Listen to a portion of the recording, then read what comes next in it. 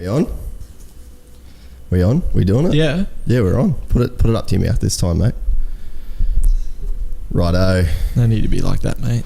Well, there's frustration mounting because this is the second time we've done this intro, Todd. We had a technical difficulty first time around. Yeah. So then I've started editing the podcast and I've gone, we're missing like 15 minutes of Todd's video. So instead of subjecting the audience to 15 minutes of straight me and no Todd, we come back to do it again because it's quite convenient. Todd only lives like 10 minutes, not even 5 minutes from here. And Todd wore the same clothes. He's got his hat and his same thing. And we were gonna make it look the same, and I was like, nah, look, let's not lie to the people. Yeah. Like, the mistake was made. Let's just try and copy our first 20 minutes the last time we did it. So Todd, How are you, mate? Yeah, I'm well, thanks, Jace. We're just cruising. It's been raining a bunch here since our last podcast, which wasn't so long ago, but we were doing a bit of surfing back then. From then, I've actually I dislocated my knee while I was training, and I got a bucket tear to my meniscus. So that was a little bit of drama, considering I'm training. I'm in my preseason to head over to New Zealand via the States. I'm going to the States after that. So that was a bit stressful period of my training for sure. So it's a setback. Lucky enough, meniscus tears, yes, they take a long time, like 6 months if you get it repaired, but there's an option just to get it. So what it was a bucket handle. So the meniscus flapped out like a bucket handle, sort of goes to the side. But what happens is it goes into your joint. It can flip into your joint and lock your joint. That's what I had. So I couldn't hyperextend my knee properly. Probably had about to the 5% of being able to hyperextend, and that's a problem in everyday life because your VMO muscle doesn't switch on, and unfortunately I snapped my ACL. So I need those muscles to be firing to keep my knee stable. So I went in, Dr. Tony O'Neill. It's kind of sad when you've got his personal number and you can just shoot him a text message. Or you done me knee, bro. So that's, lots of people laugh about that when I talk about that side of things. But the fact was, Saturday afternoon, I text Tony. I said, hey, what's up, dude? I was just like, hey, Tony, I've got a problem. Can you have a look at this scan report? I've done a bucket tear. Can you book me in? And Tony said, yeah, look, Wednesday, pop in Wednesday unless you want to do it sooner. And I said, sooner would be great if it's possible. And he said, come in 6 o'clock Monday morning and I'll cut it out for you.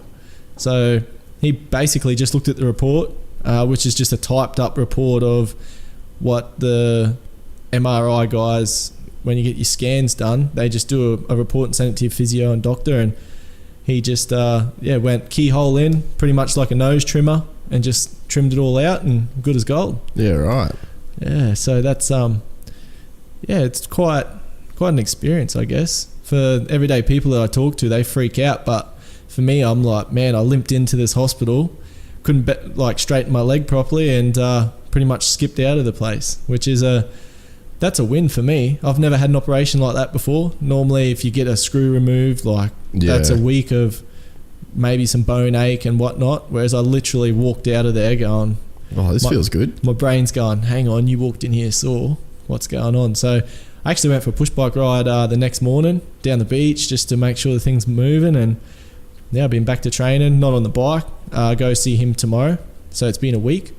Go see Tony and get the okay, and off we go. And then Tuesday we'll go over ride at Brett Ives' new place that we've been riding at. Yeah, so I haven't been there yet. I seen you and Tobes went out there. Yeah, it's sick. So he's got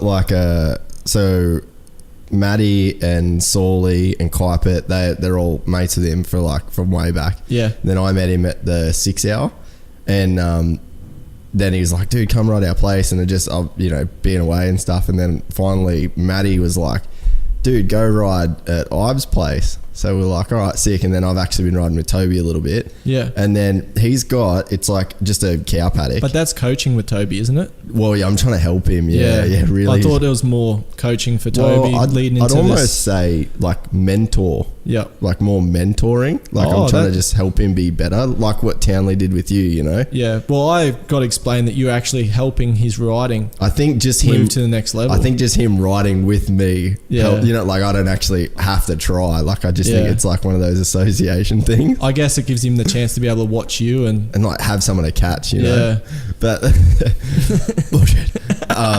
But yeah, so it's like, grass paddock. And then we got there and he was like, oh, Toby, just ride where you think the track should go. Yeah. So then we just followed Toby. Oh, yeah. There'd be a few logs and rocks in that track, wouldn't there? Well, then he's got a full on enduro loop after it. So you can do the lap of the motocross track. And then he's made these bridges, and then it's like a full rocky bank thing. Like it's hard. It's technical. Yep. And then you go across the bank into another cow paddock across like the river. And then you've got a couple like enduro sections, and then it links perfectly back onto the motocross track. Nice. So you could do, it's 2.5 Ks. Yep. For if you do the whole thing, or you just do the motocross track. Yeah. And after the rain, if we get a few of us out there, it should actually cut up pretty sick. Yeah. But yeah, he was frothing like it was pretty rad because he doesn't know what to do. He's like, dude, just tell me what to do out there and we'll do it. So hopefully we get like a skid steer out there and like lip up a couple ramps and stuff. So yeah, it's quite funny because Matty, he come in here one day and I met him and Matty Kuipert. Yeah. He's a full legend. But Matty McAlpine, was telling me he's got a block and stuff and he was keen to do a track and I was like, yeah, I'll be keen to help out. And when I met Matty in here, I said, oh yeah, dude, build a motocross track. Like, are you keen to build a supercross track as well? Like I can get some boys and we'll build a supercross track. And he's like, oh, like how much dirt's that? Yeah, well, he would do it. So it'd be a bit. I reckon when supercross comes around, because it took me 50 minutes from mum and dad's. Oh yeah. So it's not far. Yep. But it's sick, the dirt's good. Yeah. There's cow shit everywhere. My bike's still got cow shit all over it. I feel like back home on the farm at Nana and Granddad's. It's the same thing. It's the exact same thing, dude. Yeah. I got cow shit on my lip. It flicked up off my front wheel and I was like, I had to pull over, man. It was like on the bottom of my goggles. I was fucked. So yeah, we're talking about when we first did this, we were talking about you going to America. Yep. And it hadn't really been released, but has it been released now? Has anyone has it come out? Not Because it was like a week ago. Yeah. So I guess this is why I didn't, because we could have released the audio of the podcast, but I wanted to you to have a clip of saying what you were going to do with your video and everything. So chuck your Honda hat on, mate. Oh yeah. It's going to go on social. This is the clip. This is the part where you tell everybody. Yeah. So there we go. Headphones are going back on. Can't hear. What'd you say? What's happened here? Mate, they're childproof. Are you serious? Give them here, mate. No. Yep, now flip it up. Flip it up, flip it up, flip it up. That way. Yep. Yeah, he's got it. Look at that. Look at this lad. All the way from Atherton, eh? Pull the mic in, mate. So what are you doing next year or this year? It's soon. What are you doing soon? Yeah, soon. We're heading off to New Zealand. We're going to do 2 rounds there. And then we're shooting over the States. About 5 months over there doing the outdoor championship. So, damn. Yeah, damn. It's going to be sick. Big Todd flying the coop, leaving the factory ride. Yeah. I'm a bit gutted. I still haven't got me at Kubra. So I don't know how I'm going to go in the States without me at Kubra. You got to get Matty drunk and he'll buy you one online. Because that's what he did to Weaver. Go out for a big night and Weaver scores a $300 at Kubra. Yeah, not a bad deal. It was like 3 a.m. and Matty goes the next day, he's like, oh, I bought Luke one last night. And I was like, where'd you buy one? It was you were out in town. He's like, oh no, I got it online. Hey mate, just close to the mic. Yeah, sorry mate. No, so that's sick. So you're going to go over there, and what's the logistical plan of it? How's it all going to work? Yeah, I'm just more of a free spirit. I just float with the air. Just things fall into place, I guess. You're going to do your own gypsy tale. Yeah, own gypsy tale. Pretty much, that's what we're doing. We're going to do start a YouTube channel, like have a bit of like behind the scenes, because when I raced World Championship, I got thrown in the deep end. I was just 22-year-old kid just racing here for KDM, and Rob Tyrrell got me a gig to race over there, and before I knew it I was flying back and forth 3-4 times before the championship started, and racing the Italian championships. First time I've ever seen snow, I actually rode in it and raced an ice track, like just crazy things. And people don't, they just see photos and like, oh, sick, Todd got third in the Italian championship, and then went to guitar, and I went to all these amazing places, but you didn't really kind of document it properly. Nah, nothing. I put nothing. Maddie was on to me, like Maddie does all my social media stuff and websites and so on, and Maddie was like, dude, you need to be like posting stuff. I was like, man, you do it. Yeah. I'm at that point I didn't care, and I didn't have Wi-Fi. Like I hardly even touched my phone. My parents didn't hear from me, no one heard from me. Like I was just living it, and that's all good and well, but I look back on it now and I'm kind of like, man, I wish I rode for one of the biggest teams in the world and experienced some really cool things, and people don't understand what's behind the scenes. Yeah. And you can't. When you follow Tony Caroli, you don't see that. You don't see any of this with... Well, it's crazy, anyone. Like with Caroli, like you sort of see him go to the race and all that sort of stuff. Like the dude, that guy lives in Milan. Like he lives in downtown Milan, like one of the fashion capitals of the world. He's like, his street that he lives on is like 3,000-4,000 year old cobblestone paths. Like it's just such a different world. And like, unless you've been to Europe, it's hard to relate, eh? So I guess you'd think it'd be more like here, but it's like it's such a completely different world over there. Like we used to go over the start of the year and we'd go to Spain, to Red Sands, the track's called. They're actually having a GP there this coming year. So that's where everyone goes. If you see Tony Caroli, you see like any of the KTM guys, Husqvarna guys, they're all there on this beautiful, mad red sand track. And there's probably 3-4 tracks in the facility, and it's probably 2 hours or so from Barcelona. I'm not 100% sure because I didn't really take any notice, but as most things, that's why I got to document this stuff, man. That's how you remember it. Yeah, no. So, and you just pull up and it's winter, so it's freezing cold. It's like 2 degrees, and there's not a soul to be seen. Like you're on this amazing beach. Overcast, cold as hell, and just skyscrapers everywhere, cafes and that, everything's shut. It's hard to even find places open. And the place that we stay, Harry Everts actually organises a lot of it, and you stay at this massive complex, like hotel. It's got all you can eat buffet in it, so every meal's buffet. They pretty much cater for all the riders. All the riders are staying there. They've got a gym there with Townley and Everts, all the guys' jerseys in it. So it's like a full like camp. So we go there for like 3-4 weeks at the start to do pre-season. WP come, we test. So that's, and like you said, I remember Tyler Adderay was my teammate at the time, and he had American Express credit cards, and I'm just coming over with a travel card, and we couldn't even find ATMs half the time. Like you go to place and they're like, oh no, cash only, and you're like, what? Where do I get cash? Yeah. And then you walk out on the cobblestone street and you're like, what is this stuff, man? Like you said, it's complete different. But what we see, you follow Jeffrey Hurlings and you're like, man, that track's sick. Yeah, you just see like that really limited, just the track, and then you see just the haulers in the race, and then that gets a little bit familiar because you see like Teschenthal or whatever it's called in Germany. Like you see that a few times, and then you see Lamel. Yeah. So it's like, it's all of that auxiliary stuff that... Yeah, people you have no idea unless you actually do it. Yeah, like Lommel, you've seen the GP, but I lived on the fence. That was, man, I could spit to the track. So when I'd come home from a GP Sunday night, Monday afternoon, I'm hearing bikes go around Lommel. Like it's open all the time. Sick. Like, so... Do they ever prep that track? Dude, they do. And it is... But it lasts like 2 minutes. Retarded fast. You go out there and it's so scary. Like it's just fast and big. They change over there. They're like, oh, GP, let's chuck some 100-foot triples in and like deepest sand track ever. And they're putting these mad big jumps in and stuff. When you go there on a practice day, they just turn them into big singles and you're just launching it out onto the flat. And because they just get bumps, so it just makes landing. And then it gets rough and So I guess they'd make it super fast because it gets so slow.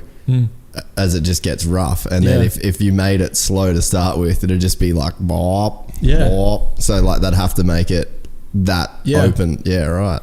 Yeah, so it's I don't know. There's so many things. Like when I first went there, the forests around Lommel are the scariest things you've ever seen. It's like Blair Witch Project sort of thing. Like Really? You just go on jogging, you're thinking, man, a wolf's going to eat me. So I went back and I said to one of the mechanics, Bart, who lives there, and I said, hey, Bart, like, what's going to eat me? Like, what's going to get me out there, just so I know? Like, I'm not scared. I just want to know to look out for something. Like, there's a bear going to jump on me or something. And he was like, just laughed at me. He's like, only thing that's going to get you is a human. And I was like, nah, but serious, like, do you have wolves here? Or because it's honestly cold, like dark. Yeah, you'd think it's just sketchy. I'm looking for snakes, and I know there's not snakes there. It's just built in us. But yeah, so they're the things that I want to capture. You know, it's not going to be as good in America. It'll be a bit more of a story of us going over and getting a camper and how we go about it, and visas, and you know, and going for the journey, because a lot of Australians, they watch American stuff. That's what Australia focuses on. Yeah. So yeah, it's kind of my experience in Europe. I would have liked to have told a bit of a story, and I'm going to try and do that this time around. Yeah, and I think that like you and Dean, you guys were kind of responsible for putting the GP stuff kind of back on the map a little bit for Australians, because yeah, I mean, before we had like Townley and Coppins that we'd sort of watch, and then there was like a little bit of a dry spell of Aussies, and then you and Dean went over there. Yeah. So it was kind of, I feel like you guys actually sort of brought it back a little bit for us. Now we've got Hunter over there who's just killing it. Like he could be an Aussie world champion like really soon. He's our best chance, and he's done it perfectly. Well, yeah, we were talking about that last time. You said that he did it right by going over there so young. Yeah. He's got time to develop, and you can see that because he's allowed to develop, he can get your 12th place and then get an 8th, and you know. So did you feel like you just had pressure from the first, like you just had to be on the box from the go? Like you didn't feel like you had any time to get a 12th and learn from it? Yeah, well, as a rider, you always are like that. But, you know, from Husqvarna's side, they were like, yeah, you know, top 15s, top 10s would be great for you to be in there. Well, we were getting 7ths and 6th. At my first, I was running 6th in the championship by my 3rd GP. And then we got injured, and from then it just, you know, all of a sudden, like Max got injured the next year, and I'd got a podium, and we needed to be that guy. Yeah, I hadn't like 10 ever GPs in my life, and we got a podium. You know, that's not a lot of experience. I don't know where the tracks go. You know, we're flying to, you know, we go to somewhere like Spain or to all these sort of GP tracks in Europe. These guys have grown up on them. Like Crowley's done 20 odd years on these tracks. Yeah. And I'm not saying that that's an advantage or disadvantage. It's got to be an advantage for sure. But like to it, yeah. I mean, obviously as a rider, you don't want to make excuses because on the day everyone's doing the same thing. But I mean, that habit, like if Crowley came over here, you'd have an advantage at a track like Toowoomba. Yeah. You know what I mean? But you know, I'm saying like Crowley's he's world class. If you're fast, you're fast. That's how it is. But I would have liked to have been able to develop into it, and that's what Hunter's doing. Yeah. And that's what brings, you need all those little pieces of the puzzle, and him spending, you know, he's spending another, I believe he's going to the States. After next year. Or after this year, maybe. After this year, yeah.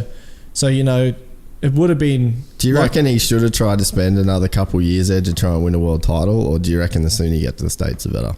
Oh, it just depends what you're after. Like, if I was in that position, I probably would have done it exactly like Townley. I think Townley did it perfectly, you know, and Tyler Rattray, they both did it pretty similar. Yeah. They won world championships, and then they went over to the States. You know, I don't know. I like the world championship atmosphere and the vibes and that. But like you talk to Ben and Tyler, and they say, oh, America's so much easier. Yeah, it's English so speaking. Much easier, dude. Yeah. So much easier. So when you're young, you can handle that. And I was fine with all that sort of stuff. But because it was an experience for you as well. Like you hadn't travelled a lot before that. Nah, nothing. Oh, just in Australia. But yeah, so I think what we're up to, I'm excited for. That's for sure. Like I just went through like 3 years of just, man, we'd be racing in Italy, and then you jump on a plane to Qatar, Thailand, back to France, and then you'd go like, what was it, 32-hour flight to Argentina with something like 3 stopovers. Yeah, you know, like, and then you'd be racing the next weekend, or you might have a weekend off. But then you go straight to Thailand. Yeah, and it's just like boom, boom, boom, like just insane. You can't even think. And then I come back here to Australia, and it's like, okay, we have the first round, then we have 2 weeks off, and you're like, oh, 2 weeks, but it's only a 1-day format. Like it's over there, you do twice the amount of riding on a weekend, so your body and your tracks are brutal. So it was, I guess I got itchy feet a little bit. Like I come back here and I've been to all the tracks, and it just felt really old to me, and I'm like, man, I need to go on a holiday. Yeah. I need to go and race, and I'm excited to. I miss racing and seeing guys that are just performing at an incredible level. Like, you know, it's big in the GPs, and it's big in America. You know, to see Crowley or your Ken Roxons and Tomacs, like, that's cool. Yeah. So I'm keen to get back and have that feeling on the start line, lined up next to them, going far out. Yeah, just ready to get amongst it, sort of thing. Yeah, it'd be hard to sustain motivation in Australia, and especially like, it's not like the series is really progressing that much either. Like, I mean, I guess you don't have to comment on it, but from an outside perspective, it's like, I don't care about the first round. Yeah. Like, if Jats and you weren't in it, I wouldn't even look to see who won. Yeah. Because like there's no hype gets built. There's no, you aren't excited for any new tracks. You're not going to see anything that you wouldn't see at a sunny state. Yeah. You know what I mean? It's like the jumps aren't bigger, the tracks aren't better. Like, you know, and then there's so many sick tracks that it just doesn't even go to. Yeah. Like, make it a legit Aussie title. Go to Gun Valley every year. Go to Wanneroo. Like, man, why isn't Manjimup not in it? Yeah. You know what I mean? Like, go to the good shit, and I'll be pumped to see it. Like, I don't want to see Horsham. I don't want to see Appen. You know what I mean? Like, it's like the 80 tracks in a way. So it'd be hard to sustain, like, especially coming off the European series where it's like Argentina is like the craziest looking track ever. Dude, that's my favourite place in the whole world, and it's a huge crowd. When we were going out there, I had to drive up the side of all these cars, and they were trying to block me because they're thinking I'm just trying to push in the lane. But we had to go out for practice. Like, me and Nathan Watson are in the car, and I'm just pinned up the side of everyone. The traffic, I've never seen anything like it. Like, the amount of people it went, and it's kind of crazy seeing all the military. They're all cruising around, like when you watch Narcos, like those sort of dudes. And I'm just like, hey, what's happening? G'day, mate. Yeah, you don't see many AK-47s at sporting events in Australia. Yeah. No, but I kind of think it's sad. When I was growing up, we had a lot of kids on the gate.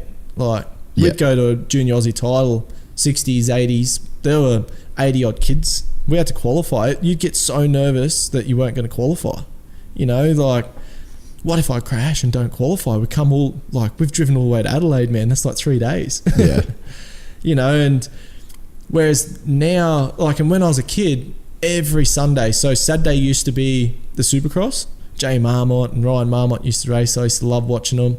And the next day it would be televised on Channel 10. Yeah. So it'd be at lunchtime, I think it was. I'd run in, we'd watch it, and then off we'd carry on doing our thing. So that's gone. And then they used to do the MX National stuff as well. And that's back when they used to have cameras like a metre long. In the 90s. That, you know, I don't even know how they went about editing the things. Yeah. You know, now they could edit something with a GoPro. Like, you know, there's so much at people's fingertips now, and it's not getting done.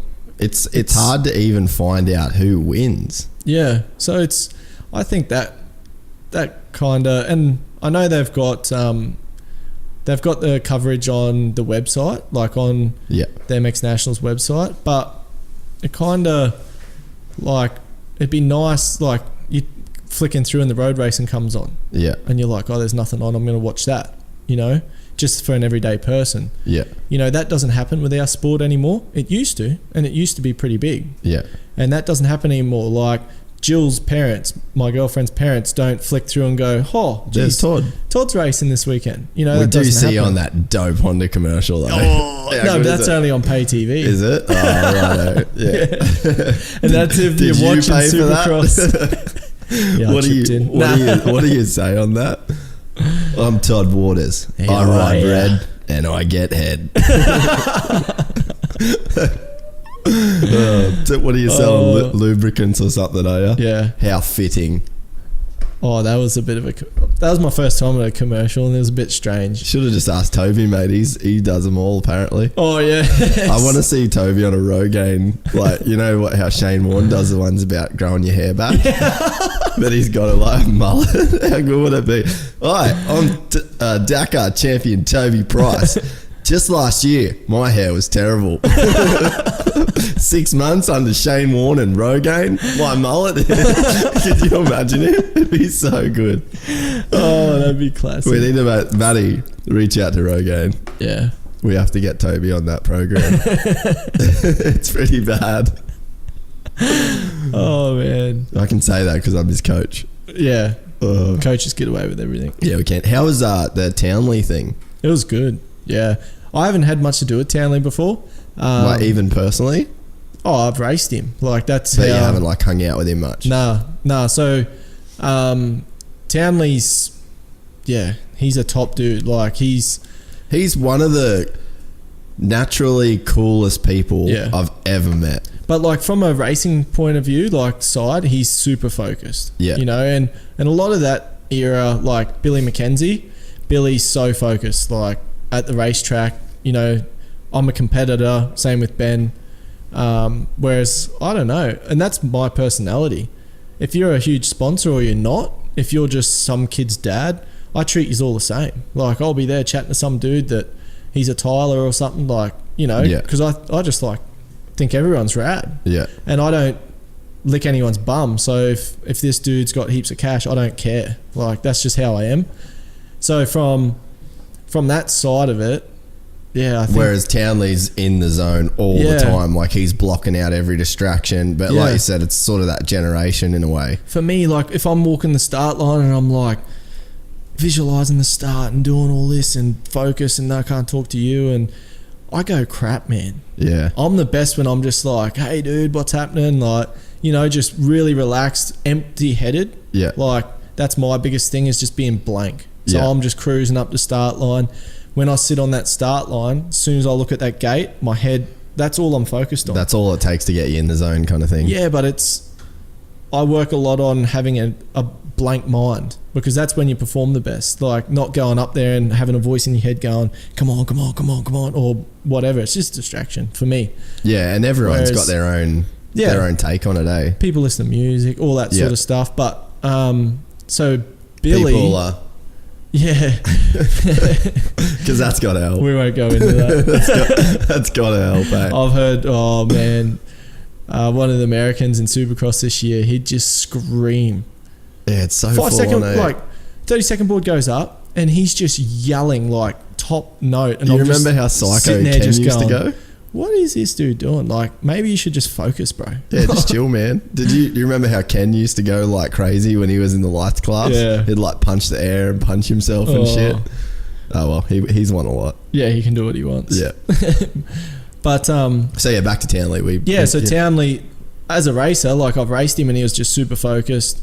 Didn't like, I like to chat to everyone, and you know, understandably didn't give too much, and I was opposition kind of thing. When it came in 2012, I was nowhere near him. Yeah. Josh Coppins and I are battling for second. I got second the last moto, and I think Townley beat us by like 30-40 seconds. I thought I won the race. It was just retarded, to tell you the truth. He was so fast, man. When he was, and then Chad gave him the ride to go to the States. Yeah, and he crashed and then he at hurt Kuna. himself. Yeah. Like, Gutted. but at the end of the day, the dude retires for what, 2 years or so, and just, I don't know his program in New Zealand, but I imagine he just rode every now and again, and then he come and did the GP, and then so I was over in Europe. He did the Glen Helen GP to lead into it. So yeah, for sure he would have been training and stuff, but he'd had a fair bit off. And he just slots straight back in. Yeah, and I can't remember what he did at Glen Helen, but then the next race at Ernay, he whole shots the thing and leads, and I think it's second or third. Like, he's a freak. Yeah, he's just he's just gnarly on a bike. So this was the first time I've actually spent with Ben, like away from things with Ben. With Ben. Yeah, Ben. Oh, good Ben. Oh, sick. Nah, he's such a good dude, eh? Yeah, so it's good.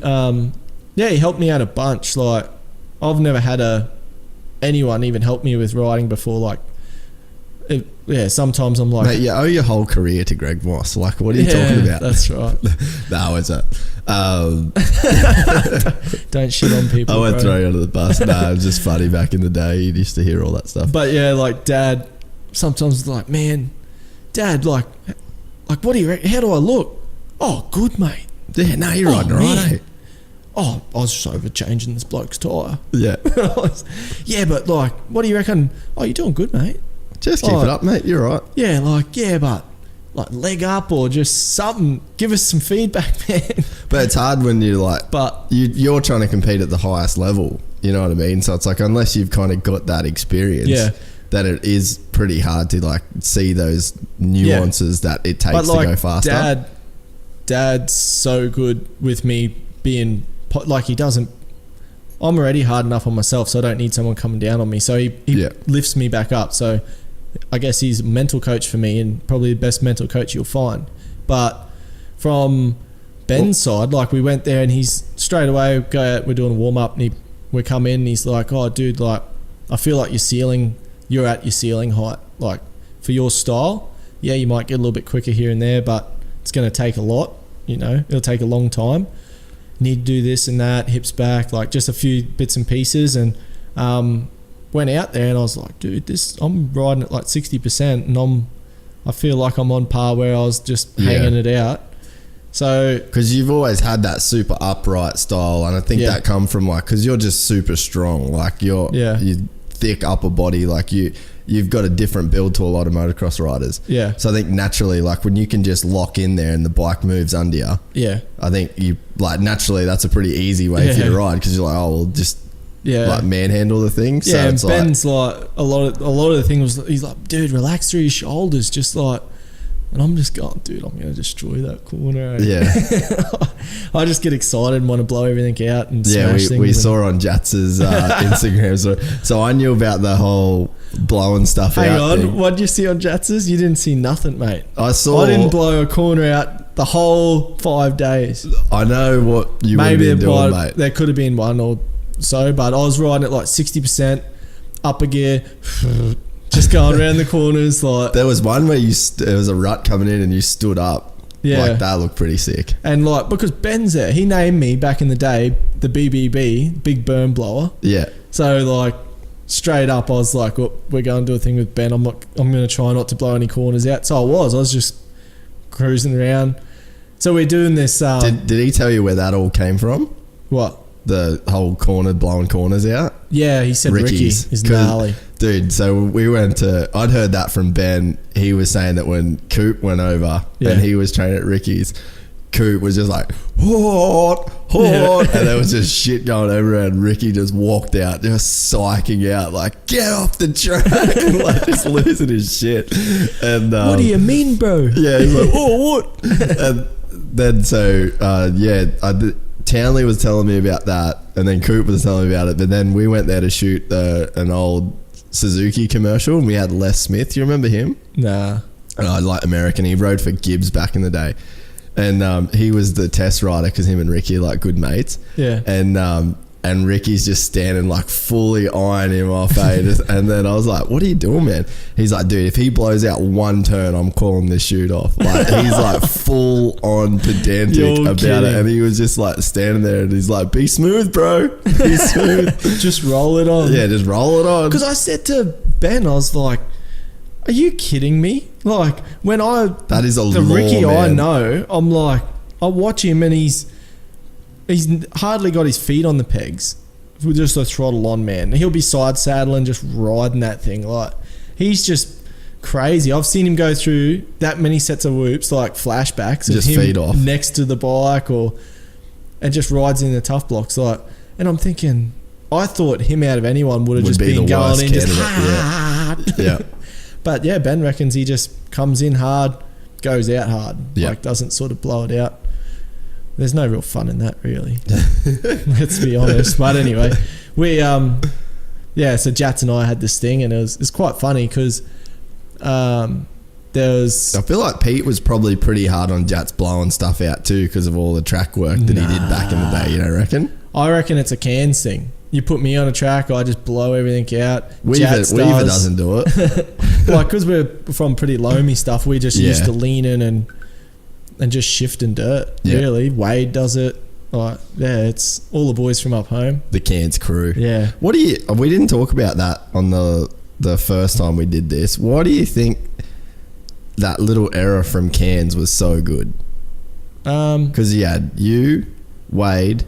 Weaver's probably one of the more underrated dudes. Like, he could have rode like nationals. Like, his style probably held him back a little bit. But like, when you're on 80s and stuff, how fast was he? Yeah. We had Chris Nash. Yeah. Like Harley Pizzuti. Yeah. And then, so obviously you, Jats and Wade are like the big ones. And then we got Caleb Ward. Yeah, Caleb and Mitch. Yeah, Mitch, Richie. Yeah. Like, what? That is such a crazy little era, you know?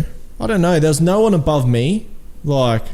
No, not really. It was like David Forster, but he wasn't. And but like Chester's, but no one really went to nationals. Yeah, no one winning Aussie titles or even Queenslands or anything. So Chester won the Queenslands, mate. Be easy. Oh yeah, and I went down to the Adelaide Junior Aussies and just I don't know, I won for some reason. God knows why, but because you were the fastest, probably. Yeah, but it happened, and like I qualified something like 5th or something. You know, and it just happened.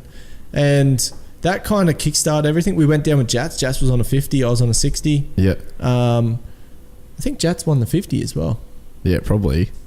I can't really remember. It's a long time ago. But anyway. He wouldn't even know, that kind of opened my eyes up. And then we started, you know, I was training harder. Then I I won the next Aussie title. And we travelled with Jats again. And then so Pete bought the place, that farm out at Thompson Road. Yeah. Built a track under lights and everything. So then we all started going there. I think I turned factory on the junior program, KDM then. And yeah, that was when you were on the 125, wasn't it? No, on the 80. Oh, were you factory on the 80 as well? 80 125, yeah. And I feel like that was kind of the point where, you know, I changed. I knew I needed to win the next year. I just felt that pressure like, man, I won. I need to win again. And so I'm training hard. And then the younger kids, Jats, Wade, you know, Mitch, all these guys are like, man, we want to be on a factory team like Todd. Like, it's a junior program. You're almost like the rabbit that everyone could chase, and everyone knew that if you were as fast or if you were near Todd, then you probably had a good shot. We're so far away from everything that I was just fanging around going, oh man, I want to win Mariba Club Days. Yeah. You know, or the FNQ, you know, and then you'd say Queensland titles and I'd go, imagine that. Like, you know, and that's what I say. It just happened. And there was good competition. Like, there was people for you to race. Like, Pizzuti, he was fast. As loose as he was, like, he was hard to pass. Yeah. And he got every whole shot. Yeah, yeah. So, like, you were racing a dude pretty, like... There honestly wouldn't have been that many times you would have whole shotted Harley. Like, but I'm not a whole shot dude. Like, that's me through my whole career. But in terms of you as a junior developing, like you were always faster than him. But you've got a dude who's pretty fast, super loose, and always whole shotted. Yeah. And then you've got Weaver that was fast. He always whole shotted. Yeah, and then you got Nashy. Always having to pass everyone. So it was good. But there was just it was such a crazy little group of but we all trained together. Like I was training all the time. I was training. Young Mitchy Evans is on a 50, you know. So straight away, that's what I say to these kids. Like when we're going riding and they're riding around with us, I'm like, dude, you're so lucky. Yeah. Like, you know, like we're on teams. Like I ride with Kurt Gibbs, and him and I are 2 factory riders, and these young punks are riding with us, and I'm like, man, what I would have given to have that when I was your age. Yeah. You know, I was just watching things on TV, and I didn't see my first pro till I raced him when I was 16. Never even seen him in real life before. So that's how sheltered we are all the way up there. And I believe that sort of just going through it gave the kids maybe a bit of motivation to be like, geez, it's possible. Like, Yeah. man, Todd lives up in the hills. Like, there ain't even phone reception up there. Like, he's a full hick and he can go out there and, you know, it sort of made it realistic for Seemed him. like attainable. Yeah. Whereas, like, for me, it was like, you know, to win the Australian title, that's like win the world championship in Europe. First, you're like, how am I even going to get there? Like, Plus, like, it was sick too, because I mean, me and Maddie were in that crew that rode Thompson Road every Tuesday and Thursday, and like all of our dads got on. You had like Cliffy had come out, and then you had Steve and Pete, and you had Gav, like that. It was like a crew. Then all of our mums had come down. Everyone would bring food down. Yeah, so it was like, it was a full on.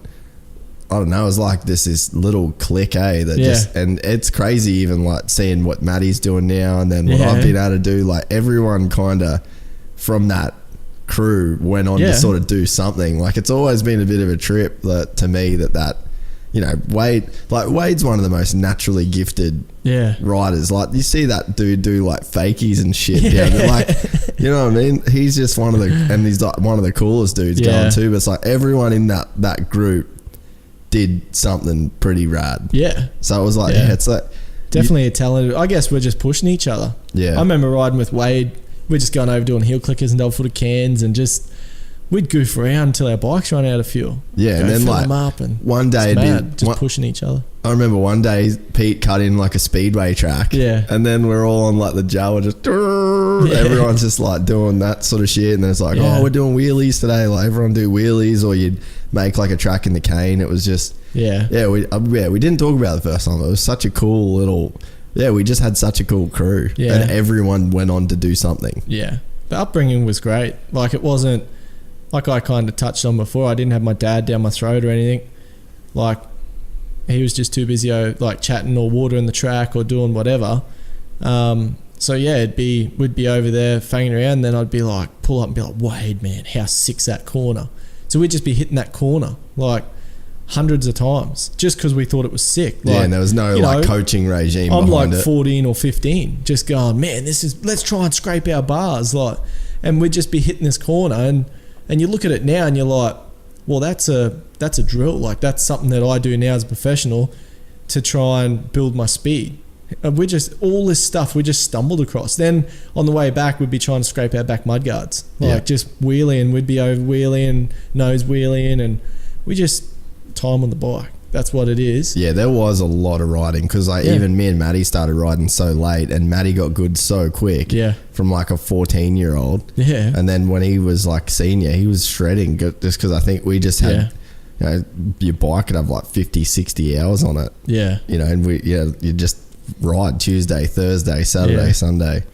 Yeah, no, it's good. It's definitely a good upbringing, and we had the other side of it, like pretty chilled, laid back lifestyle, going fishing a lot, and going in the gorges, making rope swings and all that kind of stuff. So that was like a healthy mix. Yeah. All right, well, I think we'll probably cut into the next podcast. I think we covered a lot of cool shit in this little extra bit, and then screen will go blank, and then you'll see me and Todd. Todd's wearing the same thing, but so Todd will be back in a minute. See you guys. See you, more.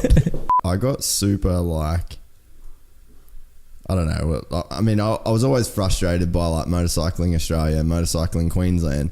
Like you can't have a double, you can't have this, you can't have that. It's like, all right, let's think about it. America has possibly the worst healthcare system on planet Earth. So if you're thinking about insurance, and America can get away with having Larocco's Leap, and like I've been to tracks in the States that are just like the gnarliest doubles you've ever seen, and kids on 60s are hitting them. Yeah. So it's like if Motorcycling Australia, Motorcycling Queensland wants to sit here and tell me, no, we can't have a double, you can't have a whoop section. But like, why do our dudes never win? Yeah. It's like, bro, that's why. Like, because you're the top level dude in Australian motocross, and you're going to Europe and going, fuck.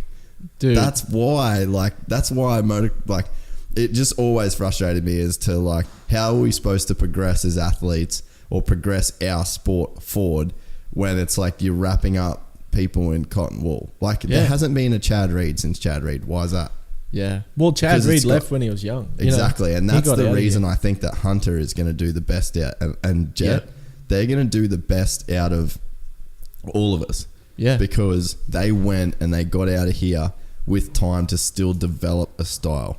And like I've said, well, I've been pretty hard on like Aussie dudes, I guess, just because I've like seen the other side of it. Yeah, you're always on my case. I'm on your case all the time, mate. Yeah. You dog shit. No, but like there's a style of riding that everyone in the States has. Yeah. In a like, that's a broad term, but there's a different level of aggression, there's a different level of intensity, and like I don't think that's the rider here's fault of like not trying. I just don't think there's much here that gives you the chance to develop those kind of skills, develop that kind of intensity. You know what I mean? It's like the racing form. You were doing 3 10-minute motos as like a 450 pro open class of Australian motocross. Like, sick dog. Like, yep, that's going to really prep our guys for the best. Or, we should probably grade this section of track in between everything, or even at the like a 50 level. Like, let's not let you're not allowed to do a jump. It's like, man, that's the reason that you can go over there as one of the best Australian guys in modern times in the domestic series on a 450. Yeah. And see Tony Crowley and shit yourself. Yeah. Like, you didn't get any help. Yeah. In terms of being groomed, you know what I mean? Oh, it's massive. Like, exactly like you just said, like the jumps. There wasn't one track I went to in Europe for the World Championship where I wasn't packing it, man. Like, the jumps are so big. And I'm not just talking, oh yeah, there's a big jump, just hit a pin. Like, you're going triple, like Teutschenthal, you go triple up on top and then you turn, then it's like massive double down the hill, and you think, I can't even see a down ramp, man. Like, and it's a 20-30 odd meter double down the hill, and it's rutted like hell.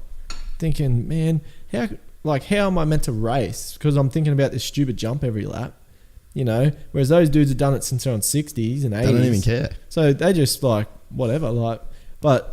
And that's what's kind of cool. That's where I'm kind of surprised at how high our level is actually, because you know, I was like, I got 9th in the World Championship. Yeah, we got podiums. We got 3 or 4 top 5s. Dean Ferris was there with me. He got a bunch of top 5s. You know, there's good riders, good level of riders. Kurt Gibbs went over this year. He was killing it. So like, and then we're riding around here jumping like 10, 15 meter tabletops. Like, you could jump it on an e-bike. Yeah. Like the biggest jump in Australia. We can't even get our 4th gear, man. Then we can go over there and, yeah, we're not setting the world on fire as in winning races, but, you know, we can stick it to them, which is, I don't know how that works, but I guess it comes back to... I think that's more of like that Aussie underdog spirit that we've always had. Because you know what like is interesting to me, right? And this is a really good example. If Motorcycling Australia or Kevin Williams would ever care to listen to this and actually not just take offense and get the shits and be defensive about it, the perfect example is surfing. Yeah. Australia and Hawaii. Why do we produce the most world champions than any other countries in the world? Because we have sick waves. Yeah. We were at Burleigh today surfing together, and there's kids on waves that like scare me, and they are shredding. Yeah. So it's like those kids are given an opportunity. They're not like the Burleigh board riders isn't going, nah, man, it's 3 foot, like insurance, I don't know if liability cover, you know what I mean? So it's like 1 foot waves, guys, that's it. Exactly. No, don't do airs. Yeah. Don't do airs on waves because you could get hurt. Like, there's risk in everything. Yeah. And I think that if you want to look at why we can produce so many great surfers, like world champion after world champion after world champion, it's because they're given a chance. Yeah. They're given I guess they're not given the waves, but the waves are there. The world-class waves are there. I think that if you looked for a world-class track in Australia, what would you say? I'd say Gun Valley. Yeah, that is epic. That's I would say that's a world-class facility. Yeah. Like, you could have an AMA National there. You could have a Motocross of Nations there. Yeah. Like, Wanneroo maybe, but it's Manjimup is, I'd say, like a world-class facility. Yeah. I don't know. Do you have any that you would add to the list as like that you could see, say, if it was in Belgium, it would slide into the World Championship? Yeah, like you said, Gum Valley. And we've only been there twice in my whole racing career. And I think, I don't know for sure, but I think there's some political things there that stopped Always. the MX Nationals from going back there. And I don't know exactly what they were, but I'm pretty sure there was some issues. Yeah. So there's like, we're struggling to name world-class facilities in Australia. Even like our last round at Coolum, you know, I love that track. That's that a pretty epic. awesome facility. But at the end of the day, it's a flat paddock with small jumps on it. Yeah. You know, like that's just a fact. Like when I went over in 2012 and raced the MX Nations at Lommel, man, they had this triple out there, and no joke, it must have been like 35 meters in the deepest sand you've ever seen. With like, ruts all up the face, so rough. And I just remember holding my breath every single lap. I tried to jump it every single lap, and that was just the scariest time of my life, you know. And that's what we need. We need to be able to push, you know, we need to have like Coolum Nationals and they change the track. Like that's what they do. I agree with that. At Lommel, they have quads and they have all these mad big jumps that the very few guys can do. Like Sean Simpson, he just turns into a demon when the Lommel GP comes around and just launches into the whoops and does some pretty cool stuff, you know. And that's where the Australian riders, we don't have the opportunity to do that stuff, because what we practice, which the 65s practice, is what we race. So yeah, it's the same. You're riding the same track as the 65. Yeah. So it would, I think that would be a massive help to our riders. That's if we care. Yeah. Like, do people, you know what I mean? Do the people at the top really care about fostering the sport? And like I always said too, when I went to the MX Nationals, like, what's the incentive to go, like, let's use Coolum, right? Yeah. The track stays the same for a club day. How many people do you get that go to a club day spectating? It's kind of just the people that race, right? Yeah, exactly. Family, yeah. So when you've got the Motocross Nationals, the final round, we're going to crown the best dirt bike rider in Australia at these grounds Saturday and Sunday. Get it up, yeah.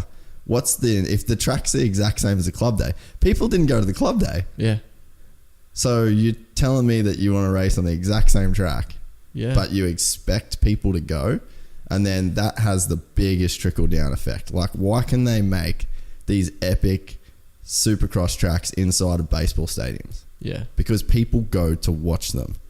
If people didn't go to watch, they wouldn't be able to do it. Yeah. So it's like this whole, I think that's where it has to start if you want to go. And like you just said, like, I'm going to go race America. That's where I want to go. Like, there's nothing keeping you here, man. Yeah. It's kind of sad. Yeah. Oh, it definitely is. But I think that there would still be, even if the tracks here was sick and the whole thing was like rad, you'd still have a dream of going to America. So in fairness, I guess we have to say that. Yeah. Yeah. That's how it is. That's just a fact. But, you know, this year I just want to go and ride my bike and have fun. At the end of the day, that's all I want to do. And, you know, like I said, things here are great. But at the end of the day, when I go to the national and we're getting yelled at for this and yelled at for that, and I chuck my mechanic on the back and go to ride up the start gate, and all of a sudden this new rules come in that, no, we can't double our mechanics now. So I nearly get clotheslined. You know, things like this it just builds up. It builds up and builds up, and I'm just like, man, I'm just going to step away for a bit. I'm going to go have some fun. I'm going to, you know, I want to go race in the States. That's what I want to do. And I want to get some people together, people that I want to work with, you know. That's been the biggest thing. I just want to work with good people. That's what I'm after. You know, I'm getting the sponsors who I want to work with, and you know, people who want to be a part of my team. And we're going to go over there and race the outdoor championship. Championship's big, you know. It's on TV. There's no Aussies over there at the moment. Obviously, there's Chad, but in the outdoor championship, I'm not sure if Chad's going to race it or not. But apart from him, there's no one else there. So, you know, it's a good opportunity for us to go over there and someone to, you know, everyone can be like, man, where's Toddy? Like, it's I think it's a cool thing. Yeah. So what are the sponsors that you have got kind of sorted? Like, obviously you're going to be riding Hondas. Like, who else have you kind of started getting together to do this? Yeah. So we've got Honda. So that's was that a cool. preference of bike for you? Like, could you have done anything, or that was like the one thing that you did want to go after? Well, I just felt as if, you know, last year I come through a lot of injury, and we had a bit of a bummer of a year through my own fault. So that was you know, we had a bike, we had parts, we had everything there. I didn't want to go jumping and changing everything about. So I just wanted to just stick with the Honda. You know, I love the bike. It's a new bike and now it's its second year. You know, you always struggle with a new bike, adapting and working it out. So I feel as if around the world, they're starting to work the new Honda out. So we've got more information, which is exciting. So I think we've got a pretty good base from that side of it. I'm pretty excited. You know, we're just making a bit of a team. So we're coming back here to race for Honda for Supercross. So I'll be joining Reef Konski alongside Justin Brayton and Brett Metcalf. So us three will do the Supercross. So that's going to be exciting as well. So we'll do the AMA Outdoor Championship and then we'll stay over there and ride some Supercross tracks because that's what we struggle with. Man, I ride tracks through the week. I ride one Supercross track. You know, Supercross, once you know it, you've nailed it. You know, yes, you can get quicker at it and so on, but for me, who's been out of Supercross for a while I was in Europe, I need that challenging fact of new sections and nailing things straight away. So that's cool. But getting back to the sponsors, you know, Berry Sweet have been a long time sponsor of mine. Yeah. It's a long time supporter of just motocross in Australia too, which is, I think people should really appreciate the people that do come in and actually spend a while sticking around in the sport because it doesn't happen a lot. And that's what I talk about. Like, I want to be with the good people that I want to work with. And, you know, Ant and Leanne, they're over in Perth. They're a lovely, down-to-earth family. And they're the sorts of people I want to work with. I kind of get over, you know, the rock star kind of brands that you work with. And they're almost better than the rider.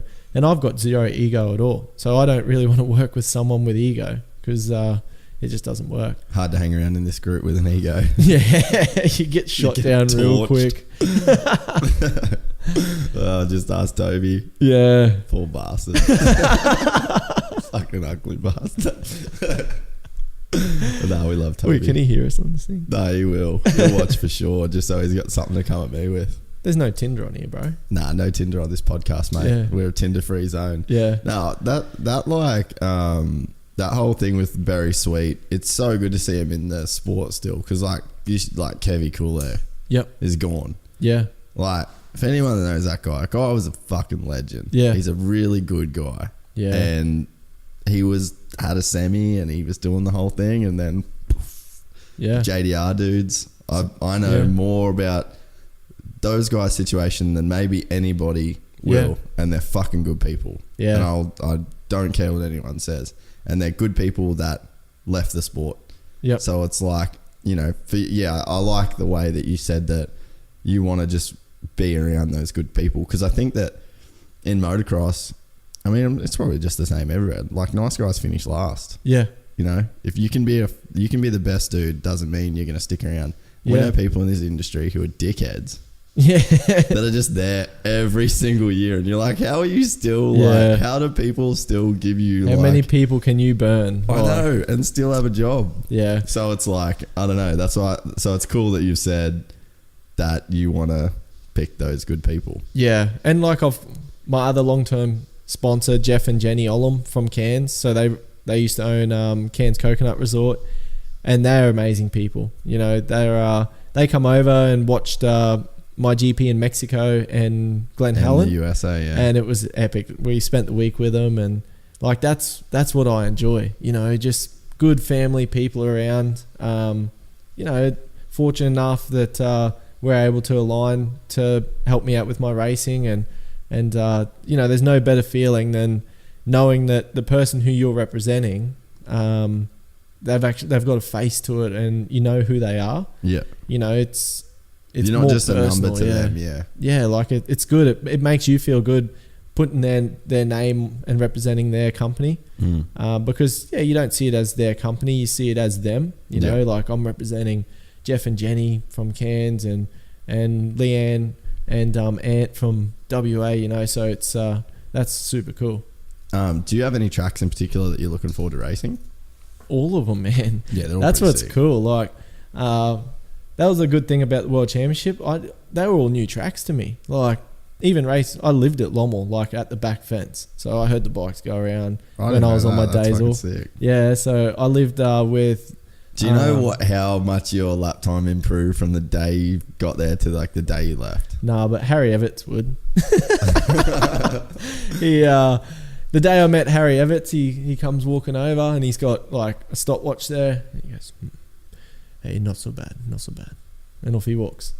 And I'm like, oh, I wonder what he's talking about. We don't do lap times here, man. I just have a stopwatch on my bar pad. That says 30 minutes. Yeah. Okay, I'm going to do 40-minute moto now. Let's go. You know, like we don't have practice mechanics. I'm changing tyres, doing all this stuff. And then we go over there and they're like, I've gone out and done 1 20-minute session. I don't even know where the track goes, man. Not so bad. You know your time, not so bad. I'm like, what time? What do you mean? I didn't do a time. Yeah, just tell me like do these ones when I'm like hitting 40 minutes so I don't run out of fuel.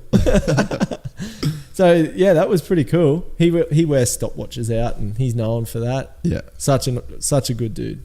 And but yeah, I don't know where that story is going. No, well, how much did you improve, you reckon? Was it like, what do you reckon, you're 5, 6, 7 seconds faster? Like, I don't know.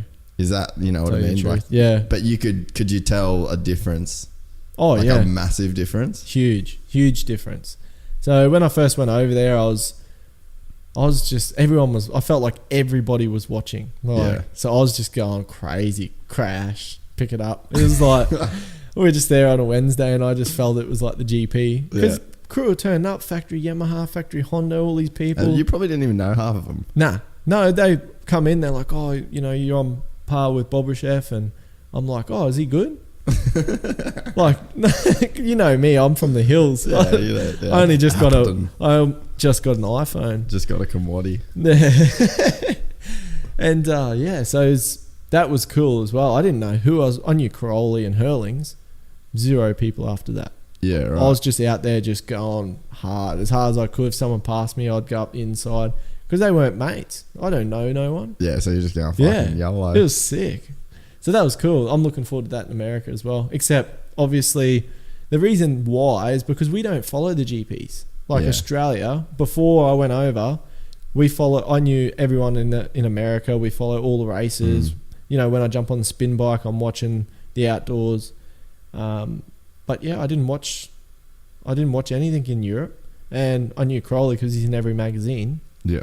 And Hurlings, obviously. Yeah. He's just, you get those phenom dudes. But I think that's what it takes. Like, because people started watching the GPs more because of like Tim Geiser when he started, because you need that kind of sportsman kind of thing to get people fired up about sports. And that's like that's why the biggest race in Australia in recent memory was when Reed come over and raced Dan at Raymond Terrace in like 2007, because all of a sudden like it gave people a reason to be interested. So it's like, I think that sort of happened with the GPs with Geiser, and then when Hurlings went up to the 450s. But like now I couldn't tell you who's in the 250 class, but now Hunter's in there. So that, you know what I mean? So I guess it's just like relative to what people, like who's actually kind of in there. Yeah. But I'm excited for you to get over there and just, see some of the tracks. Because like, man, the tracks are just bullshit, eh? Yeah. Like just the atmosphere of them, the speed you'll be able to go. Like the day I got to America and like went to my first national, I was like, fuck, where has Ford Dale been? Like, he should have just been there. Like, you know, those just pinners that just hold it on. Like that's American motocross, man. Like 4th, 5th, 3rd, 4th, 5th, 3rd, 4th, like just hold it on. Yeah. So it's like, I'm keen as for you to get over there and just see some of that shit, eh? Oh, and the thing I like is the teams turning up, and we're Australian, we're underdogs. Like I love that. I love nothing more than everyone turning up with all their flash campers and all this stuff, and there's so much drive and satisfaction when you're getting results. You know, to just stick it to these dudes, and we'll probably be in a wicked van following each other with a few swags.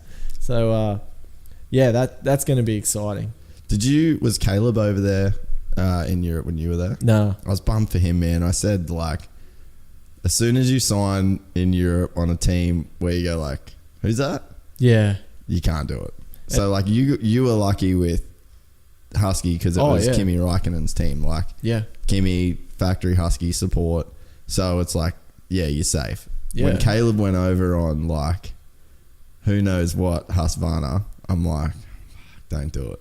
Yeah. Same with when Harry went over on Bud Cowie. Yeah. It's like, dude, you can't, and he didn't work out well for him. Yeah. So like, it's a bummer when you get guys that have the potential. Because I look at Caleb as a guy that could. Yeah. I think he's got an amazing style, especially the way that he rides sand. Yeah. But like, it's so hard to go over there with all the barriers that you face and then not have the team behind you. Because like, when you're over there, your team's your family. Yeah. And if it's not legit, then... Well, I struggled with bits and pieces, but at the end of the day, I was 21 years old. I'd moved from the top of Australia. So I'd moved down 20 odd hours drive from my parents' place.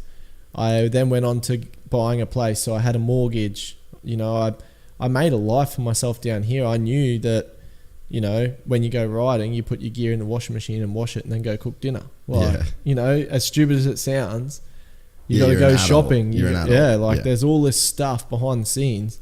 Whereas these guys are going over, they're super fast guys, but they're kids. Like, they're living at home with mum and dad, and that's a massive shock to the system. It was a massive shock to me, but I didn't have to deal with all that stuff. I knew that I had to get a visa and the work that went into it all.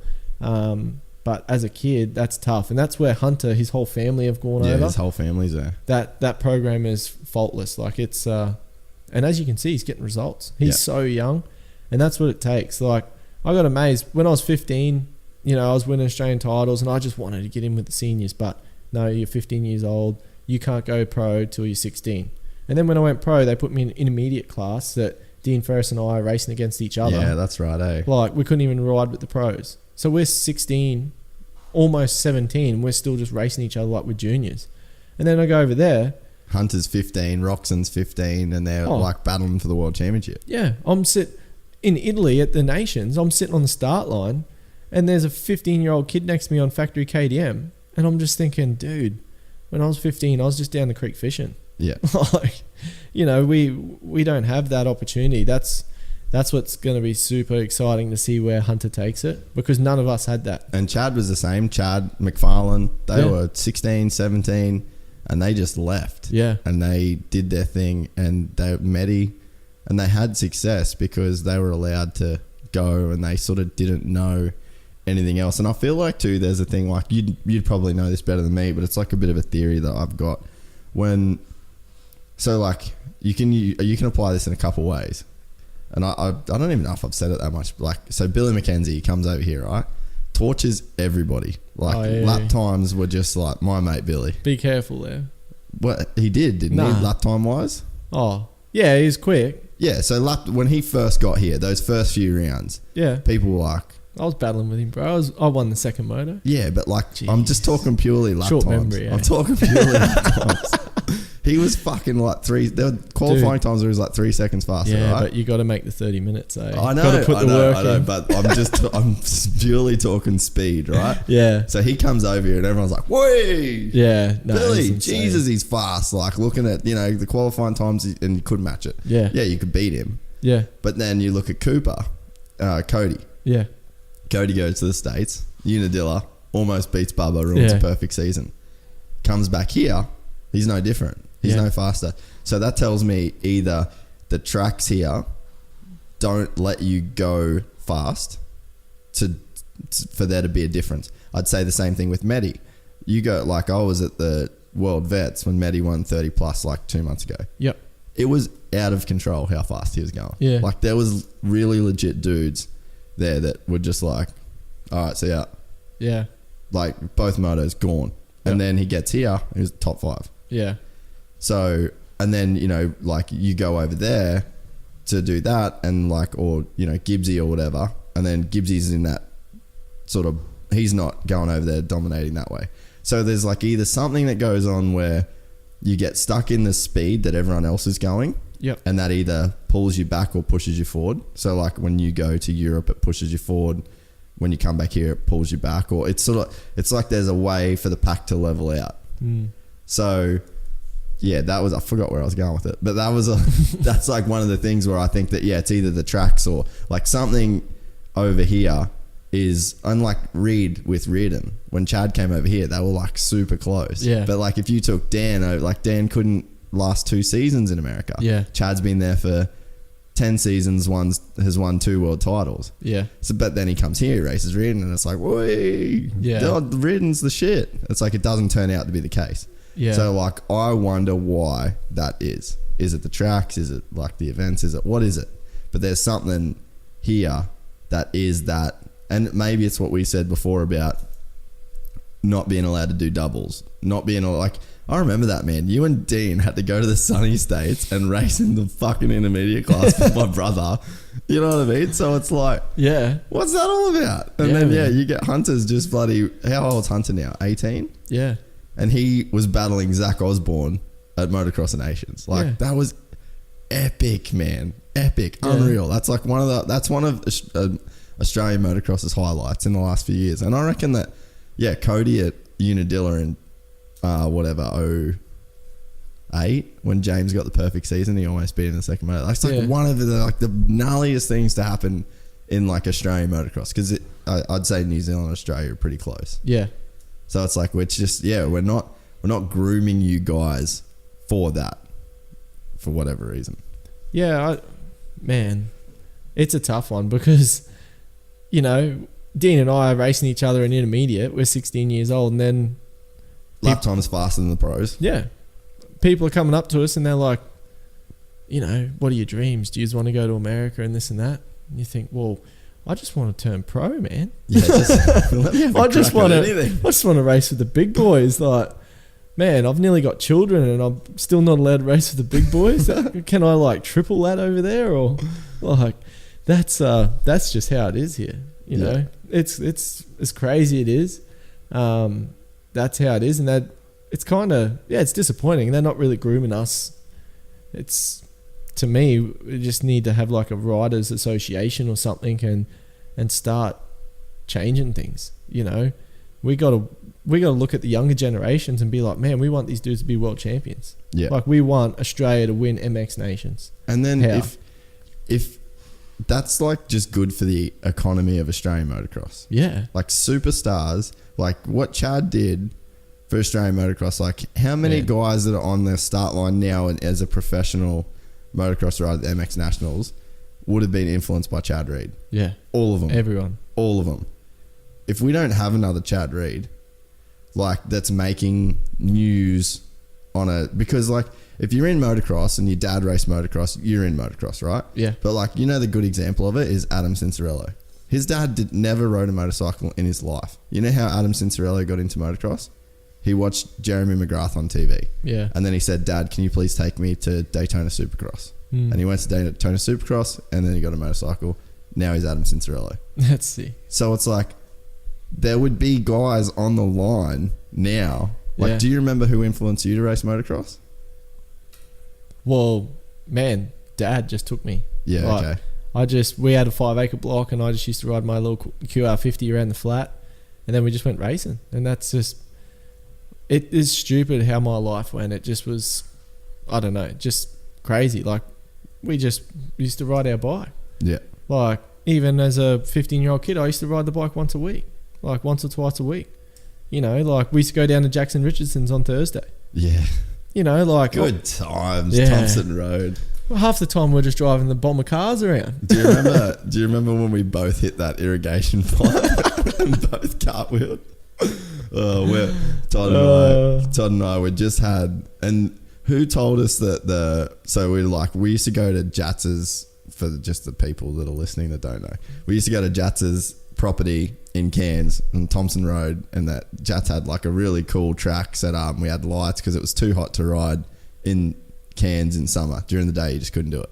So then we'd go to Jatz's property on Thursdays in the afternoon. We'd ride like the flat track until went dark, and then we'd have dinner, and then we'd go onto the flat track and just keep riding. Yeah. So like one night, Pete or Sue or someone brings some pizzas, tells me and Todd that they're cherry tomatoes, but they were red jalapenos. So that was where it first went awry.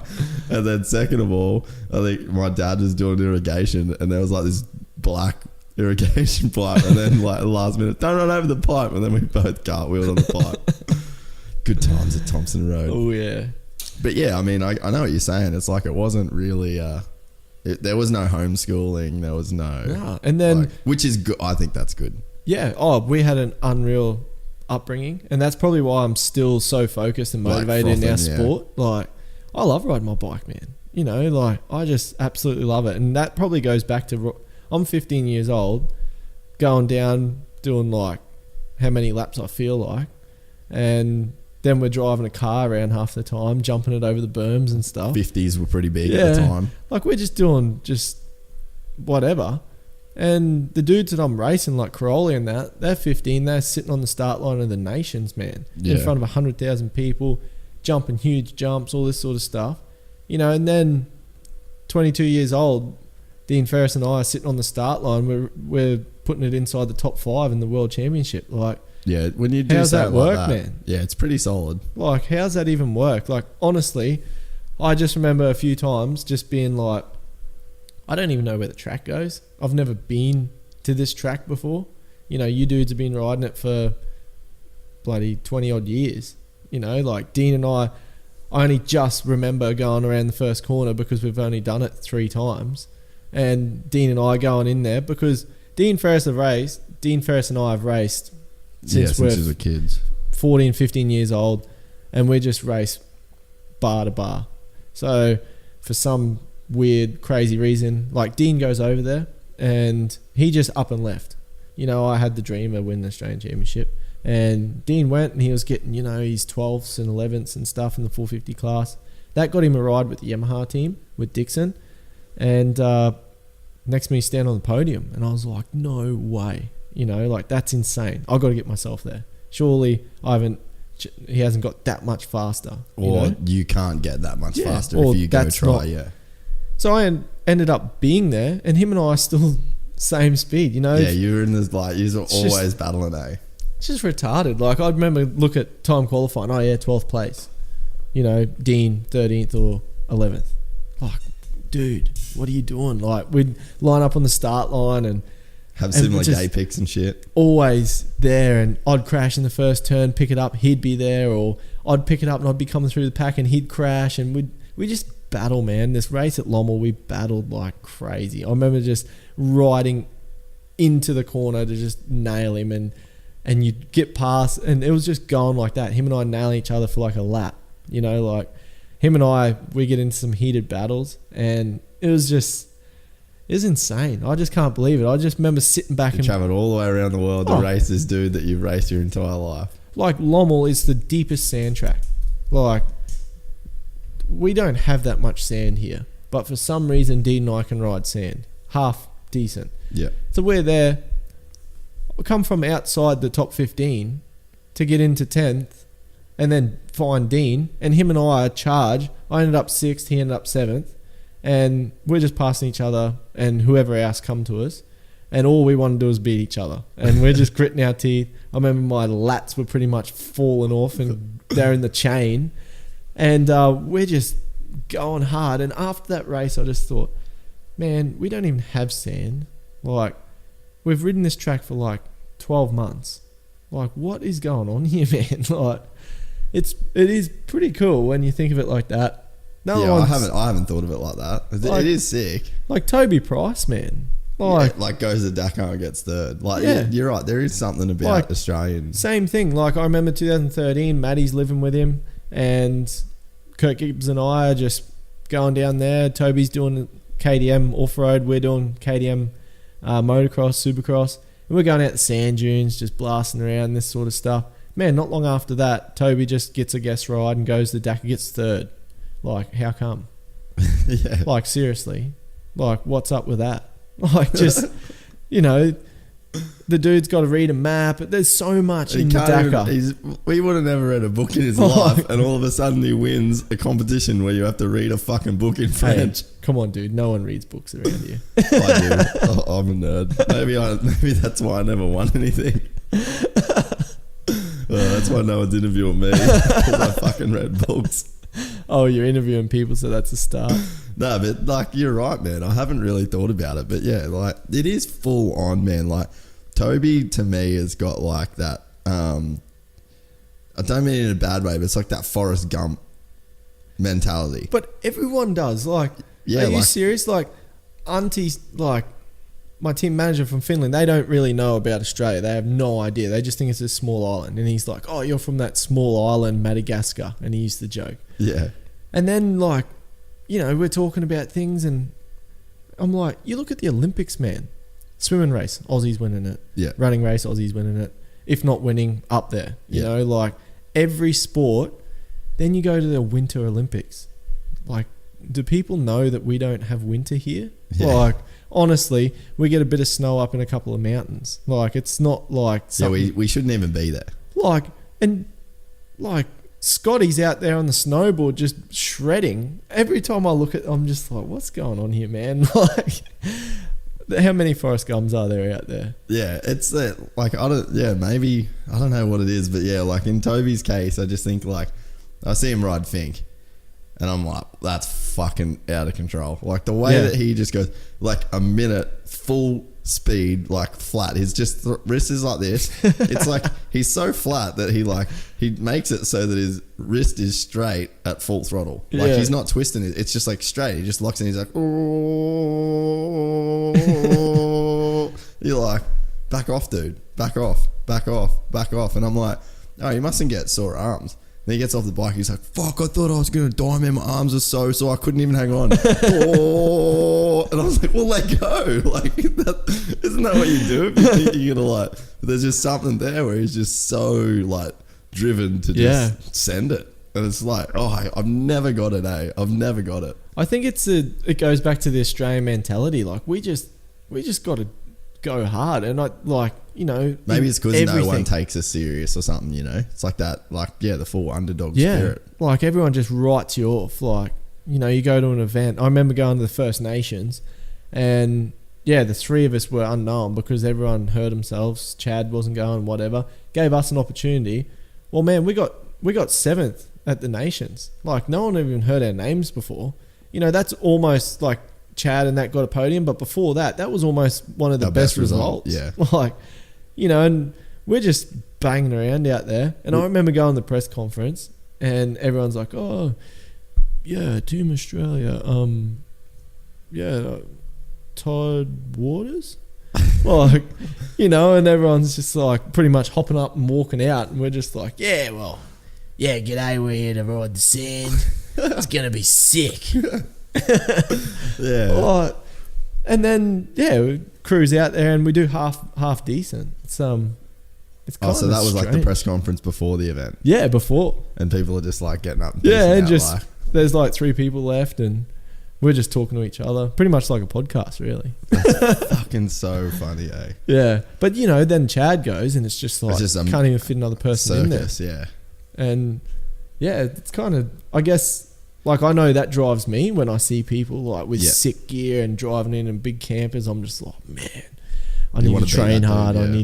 I'm going to push-ups right now. I'm going to do motos. Like, and I think that just flows on because sport's not really big here. It's always big overseas, like money and fame and that side of it. I think they grow up with that and it kind of seems normal. Like they're getting coached from like, you know, they're riding sick tracks. They're doing all this sort of stuff. So how does it get better? Yeah. Whereas we're doing figure of eight. It's easier for them to take something for granted, I guess. Yeah. Because they've sort of got it at their disposal. Like it's more readily at their disposal.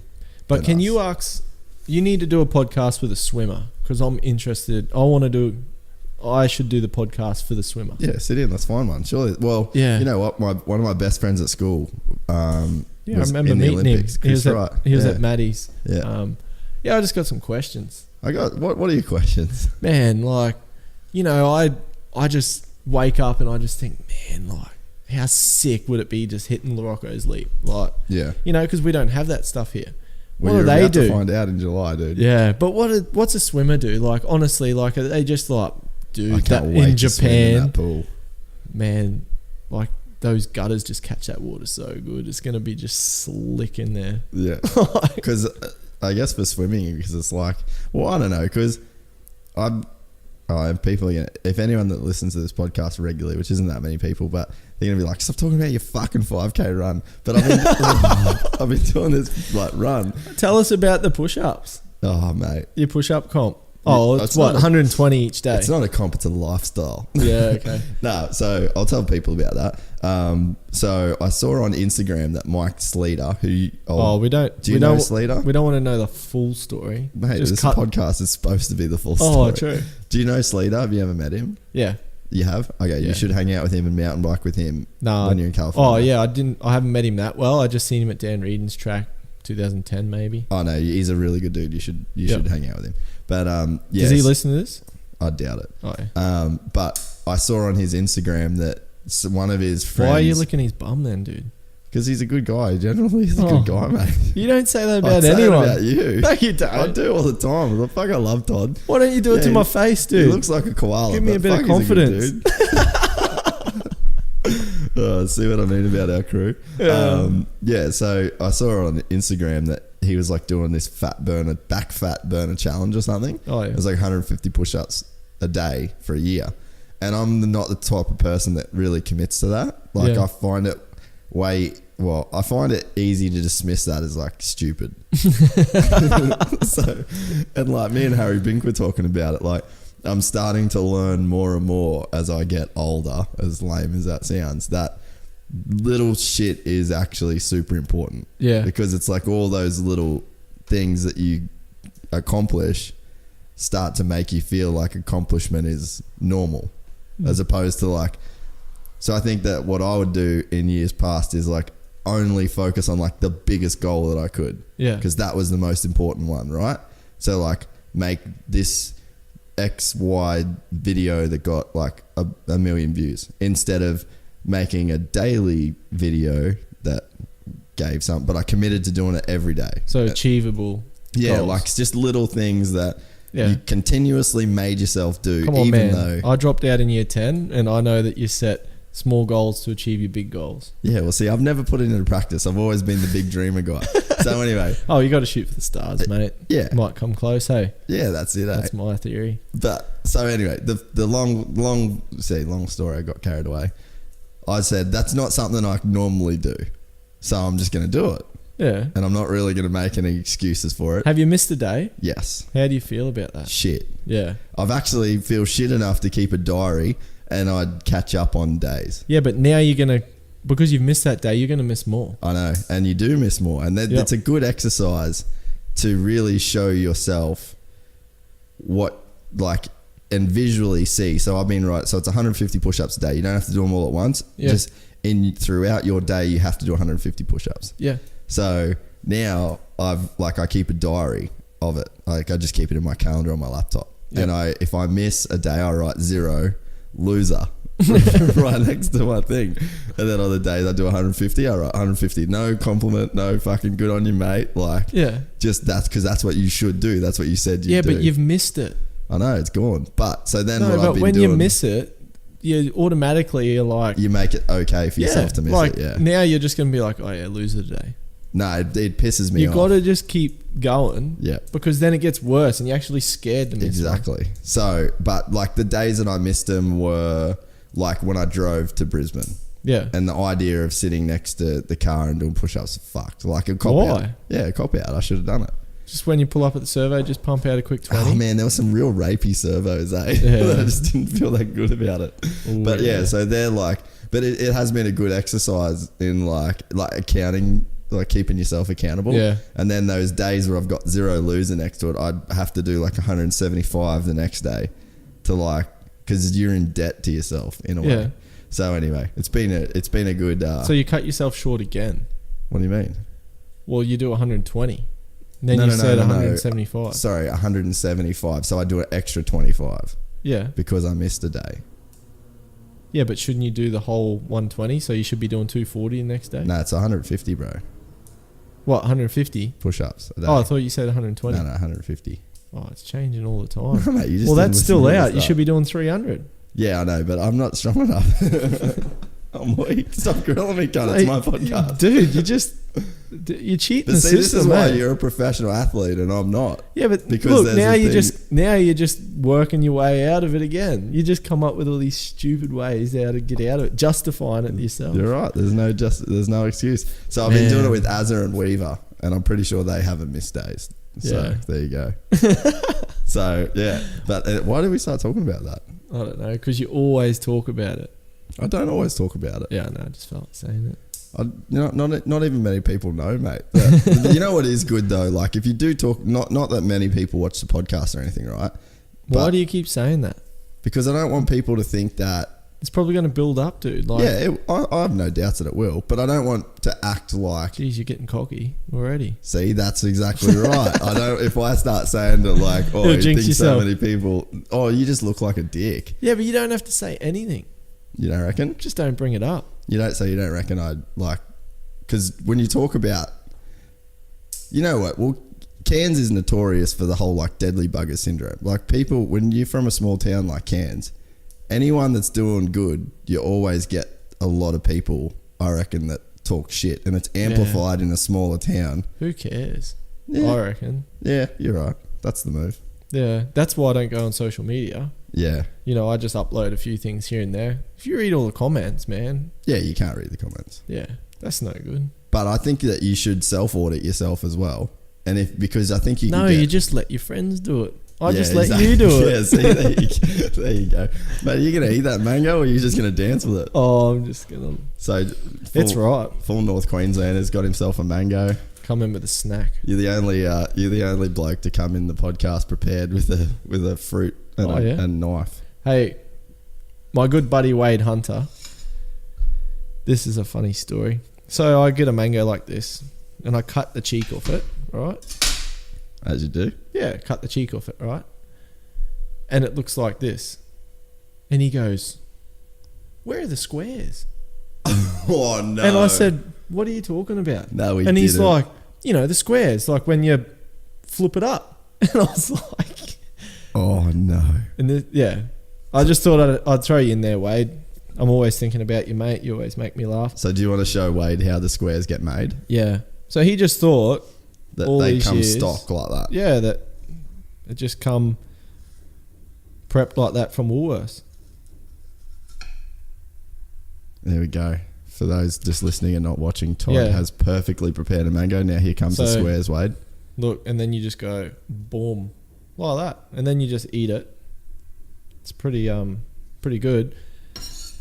But yeah, that was a funny one. What's that, Wade? He's a classic. Yeah, he's the best dude around. He's in Japan snowboarding right now for the Is first he? time. Yeah, I'm pretty jealous. They like some people. Well, I mean, it's not some people have the luck. Some people get it good, right? His first ever time snowboarding, they've got some of the best snow ever in Japan. Yeah. Like he's just that dude, and he'll probably be so good at snowboarding too. Yeah. You know what I mean? I'll have to check my phone. I must have got the invite. I mustn't have seen it yet, eh? No, I must have reckon? got it. I must have got it too late or something. Yeah, something must happen. I didn't get invited either. Yeah. So what's the plan for you to go to the States? What's the timeline we're looking at? How's it logistically? How are we making this happen? You know my style, mate. There is zero plans. The plan is to not have a plan. Yeah. Just Do you roll need with to it. go wash your hands? Just backpacking. No, I don't know. You good? Yeah, I'll just sit here for a bit. So- I'm going to eat it soon. But so you don't necessarily have like a lot of support to make this happen. Like your dad, and your cousin are going to go over. Jill's Yeah. going to go over for a bit as well. Yeah, Jill's coming as well. So basically, I got a good team around me. Mechanics. Jill's a physio.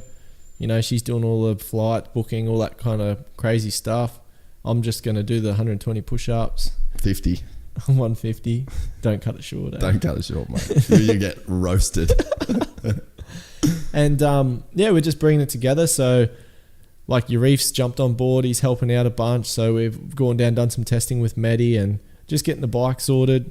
We'll go into a split rhythm that Dave Ellis is running. Yeah, that's going to be cool. Yeah, At Clipsal. Yeah, so that's going to be good. It's alongside the V8 supercars. It's going to be a bit of fun. So we'll go down there and check that one out. And then we'll go from there to over to New Zealand. We'll do the last 2 rounds. So just get some racing. New Zealand tracks are a bit like America, quite open and fast. Good people too. Yeah. So I'll go over there with New Zealand Honda, Blue Wings Honda. So they're a different kind of setup. So they actually own Honda. They import the bikes. They're the dealer. Yeah. Or like they're the distributor of Honda. Yeah, so they're their own Honda, like, so they don't have any connections with other Honda like around the world. It's just them. So go do some stuff with them, and then we'll fly straight from there to America. That gives us about 5 weeks. We'll go check out some vans and get it set up. So what we're going to do is basically we're going to get a toy hauler, like an RV. For people here in Australia, it's a motorhome. So it'll sleep all of us, and then there'll be like a workshop in the back of it. Yeah. And then we'll just load the bikes in, and we're just going to travel from each round, cruise around. And then, hopefully we'll be able to stay over there and do some riding, like Supercross after the championship. Yep. So Justin Brayton he's going to race Supercross here for Honda.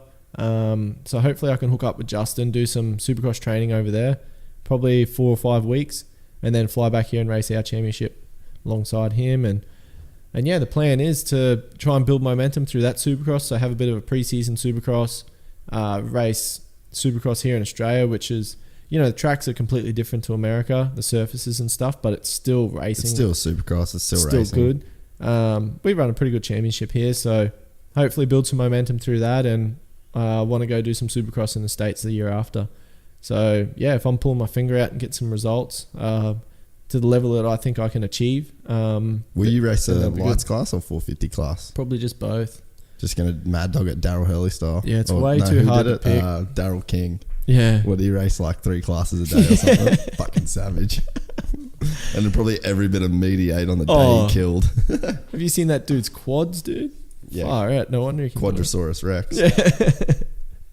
Yeah, so no, that'll be sick. Yeah. And do you have a idea on like results? Like, do you know what you kind of to expect for yourself, or? Oh, look, you're just going in fully open-minded. Yeah, open-minded for me, and I've always done it like that, the underdog sort of mentality. And I feel as if you go over there and you're like, man, I want to win, and you train to win. In the back of the mind, you train to do I train to do the best that I can do. And yes, you have results, so you'll come in and be like, oh man, that's not where I should be, or so on. But if you just go in there like, I'm going to win. And it doesn't happen. And you go out and qualify and you're 15th, that's a long way from winning. And all of a sudden you're just like, and you can't ride for the day. Like you're just done, mentally done. Whereas you just go there and you're just like 15th, man, that's not where I should be. Moto 1, I'm putting in. These guys are fast, but I got the legs, things like that. Yeah. And it just helps me. It's just how I've always worked. I don't need to. I set goals to train hard, and I set goals. I want that camper. I want this. I want, I want to be standing on that box, and at the end of the championship, that's what I want.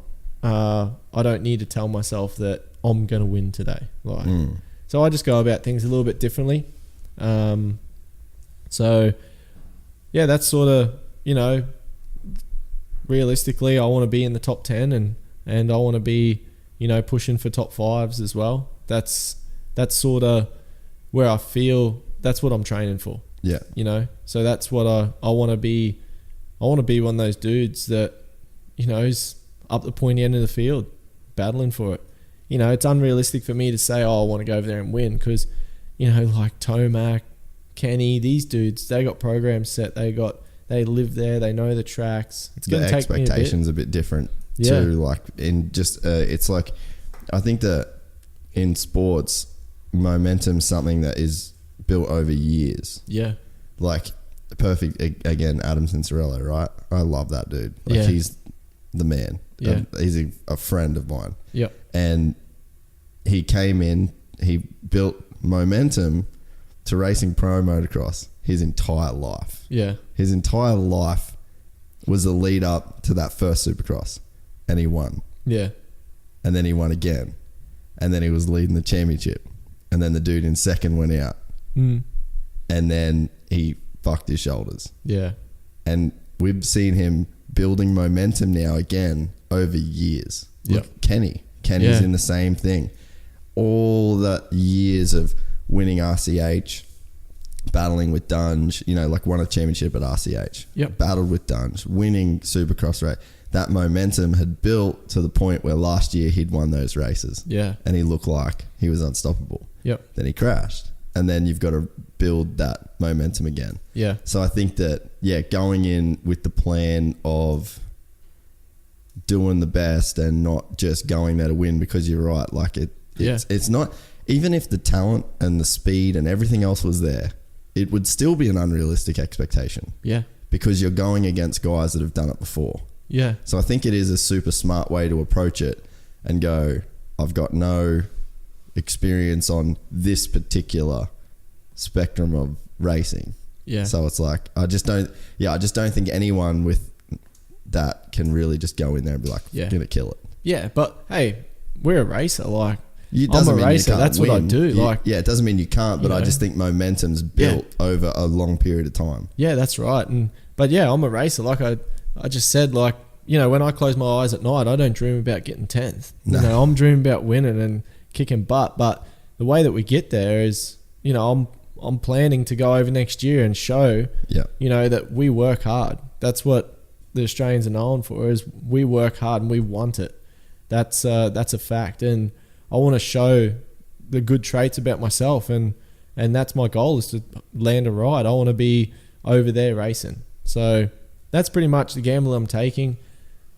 I've almost had a second chance. I've come back from Europe and I've settled in and I've got it all cruising and it's all sweet, but I'm just like, man, what am I like? I can do this for like houses, set yourself, all that sort of rubbish. You can do that like whenever. Heaps of time. Yeah. Got the rest of the life. Like, what am I doing here? I need to go racing. Like, and I just kind of just went, man, I got to invest in my own career and make it happen. So that's basically, instead of investing in houses and stuff like that, I'm going to put my money into myself. Well, that paid off for Chad when he won that title with Suzuki.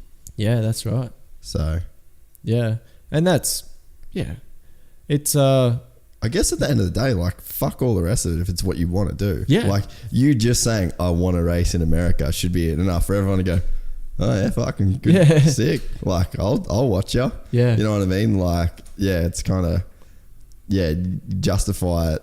There's a bunch of ways you can justify it. But just the fact that you want to do it means you should do it. Yeah, exactly. And especially, like, physically, you're in your prime, age-wise, like, financially, you're fine, and you can do it. So just have a crack. Like, man, it paid off so big for Cooper. Yeah, because he did the exact same thing. Yeah, and it's like, I mean, it's not like you look at someone else's thing and just try and do that. Like, I'm not saying that's your reason for doing it, but it's like, it can work, man. Yeah, it's worked before. Like, Chad won a title off the back of taking out an insurance policy against himself. And like, when you do things for the right reasons, shit can really pay off. Yeah. And it's the thing, like, things are stale, man. I'm stale. This year I'm walking around doing the same stuff and I was just so stale. I was just eating mangoes, man. Like, so you mate, we're just not good enough. Yeah, just like, don't hang around with us anymore. Just cruising around eating mangoes all day. Surfing at Burley. Like, I can eat mangoes all for the rest of my life. Like, I'm going to eat some tacos or something. Like, go find something different. Like, and that's how it is. Like, as soon as I actually come from Cody Cooper, he come over and raced Manjimup, and I was there alongside him, and I was like, dude, all your racing's at the start of the year and you did some of the AMA, what do you do now? And he's like, oh, yeah, this and that, but I'm going to race the outdoor championship next year. And I was like, what, the whole thing? And he's like, yeah, just going to get a camper, just going to go do it. And Cody's just simple. He's that dude too. Just, just, that is how it is. I think, like, dude, you're not on a factory ride, you're not this, you're not that, how are you going to get around? All these things come into my head. Cody just goes, I'm going to go and race the AMA championship. And it all falls into place because everything works out. That's how it is. Yeah. And I went home and I was just like, I'm going to race the AMA championship. I want to be there, slipping in behind Coops, passing him and peeing out the window onto his camper or something. Like, that's, I just, like, as soon as it's fun, I thought that thought come into my mind, I was just like, man, that amped. I couldn't sleep at night.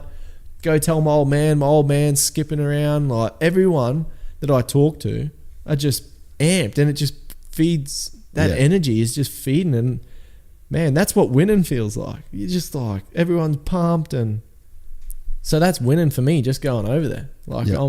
I'm pretty excited. It's going to be sick. It is pretty rad that, like, because I mean, this, like, whether it's successful or whether it's not, or the biggest thing that I love doing, and I don't know whether people know this, is like, I love when something comes from nothing. Yeah. To me, that's like the dopest shit ever. Yeah. Because, like, sometimes, like, an iPhone, that wasn't an iPhone. Yeah. And it changed the world. And it's like, Shit, not dude, everything has you're to... getting deep, eh? But not everything has to change the world. But it's Yeah. like, that's what fun... That's what you're right. Like, it does feel like a win, because here it is, like, you're at Manjum Up and you're just getting ready to do the same thing you did every other year, and then someone says something and then, bang, you have an idea. Yeah. And then that, like, just the fact that you had that idea changes, like, the year or the fucking next 5 years or whatever. Yep. So it's like, that's what's rad about, like, that's what I love doing. So it's really cool when you're like, I can just relate to what you're saying. It's like, it comes out of nowhere, and then you're like, damn, like, it just feels, just having the idea itself feels like a win. Yeah. Kicking goals. Kicking goals, taking names, riding red, getting head. Shit, dude, I'm going to polish this. Yeah, have a crack at your mango. Do you want one? Nah, I'm good. Why not? Because I got a Red Bull, too much fucking sugar. I'm ODing as it is. If only getting drinking. The mangoes have sugar in them. Yeah. Yeah, they're full of sugar, mate. Oh, that's good. Less sugar than a Red Bull. What else did you come to talk about? I don't know. There's no pressure to really talk about anything. Actually, What? what about... So I had the idea, we're going over the States. Talking to your microphone. Can't you hear that Dude, it sounds better? Dude, I'm trying to eat something right now. Oh, listen here. Listen here, mate. Righto. I had this idea. Can you hear me now? Yeah, mate. My name's Bowser. Oh, you're a wanker. You can't put that in there, I eh? don't know. Maybe we're going to have to. Oh, shit. Um, I'm trying to be responsible. Nah, yeah. So try less. the reason why is because Honda are a pretty corporate company, and I'm trying to represent them well, You know, as you can see. you know that I don't know if Jats has got in trouble, but I feel like people on the corporate end of Of Honda? I don't know if it's Honda. I don't want to say I don't know who it is, but I hear that people are like, oh, Jats shouldn't be posting the way he's posting and things like it's not, it doesn't fit like the Dungey model sort of thing, which it doesn't at all. It's like the opposite thing. Yeah. But fuck me, I love watching the videos he makes. You know what I mean? Yeah. It's like, dude, that, and obviously people like it too because he's getting so many followers and like people like I have so many people mention what like his videos and shit. Yeah. And they're so raw and rustic and Just him. funny. Like, And it's like everyone now gets to see the kid that we've seen grow up since he was on a 60. Yeah. Like people don't know. Jats probably has won more Aussie titles than like he'd be up there, of like guys that's won Aussie titles, you reckon? I don't know. Bit like Harris Brennan's probably the dude. But Yeah. like Jats was a little savage. And like I remember pushing his bike, his 85 in the back of the van after the last Moto Coolum where he won the Australian title and his whole like headset was loose. And then he comes, well, I'm like, well, did you know that there was like that? And he's like, nah. That was like Wade hopped on his bike, rode it for like half a lap, ride straight back, and he's like, dude, your bars aren't even straight. But like that's the kid that It's like, awesome. That's what we love about Jats. that's the kid that we love, right? Yeah. And like everyone that knows Jats is just like, mate, he's the biggest legend ever. Yeah. And like, so yeah, that what he's doing with his videos and stuff, like that's just him. Yeah. Like that's fully him being him. And like, I don't know Dean Ferris that well, but I guarantee that Dean Ferris that's on the podium isn't the Dean Ferris that's hanging around with his mates. Yeah, surely not. So it's like, and that's not, I'm not saying it's a good or a bad thing, but it's different. But when you're seeing Jats on the podium and he's like drinking champagne and then flicking his hair back, like that's the dude that he is hanging around with his mates. Yeah, It's like, that's how it should be. Isn't it sick to like see a young kid come along, not feel the pressure of like the Dungey syndrome or you know what I mean? Like the super pump deal. Yeah. Like it's so sick. And I love How's that Dunge. YouTube video? What's that? That super pumped one. I haven't seen it. Oh, I'll have to I look won't it go up. into it then. I'll have to, is it like a super pump compilation? Yeah, just like everything he's super pumped about it. But that's what I mean. Like, How good's America for that? Like they just make some cool, wacky stuff. Yeah, they do, mate. Have you seen Donald Trump says China? Yeah. China. But like, it's just so sick. And then like, and again, I don't know if anyone's actually getting mad at him, but when I hear people say like, oh, he's getting a bit of heat for it, like, I don't know where it's coming from, but it's like, fuck, it's like, don't ruin our one chance at like actually having some fun on the podium. Yeah. Because like, man, some of that shit is so good. I will say though, he's still a pup in the game. He admitted it. he came, at his 21st. He came to Toby's now infamous Australia Day party, which I'm pretty glad you weren't at. Yeah. Because it would have been worse. Yeah. But we got in the Uber and left, and he's like, damn, dude, I thought I was loose. And I was just like, yeah, man, you haven't seen anything yet, and you left at 10 o'clock. Yeah. So there's still some innocence there. Yeah. So what are you doing with your training? It's been a bit different this year.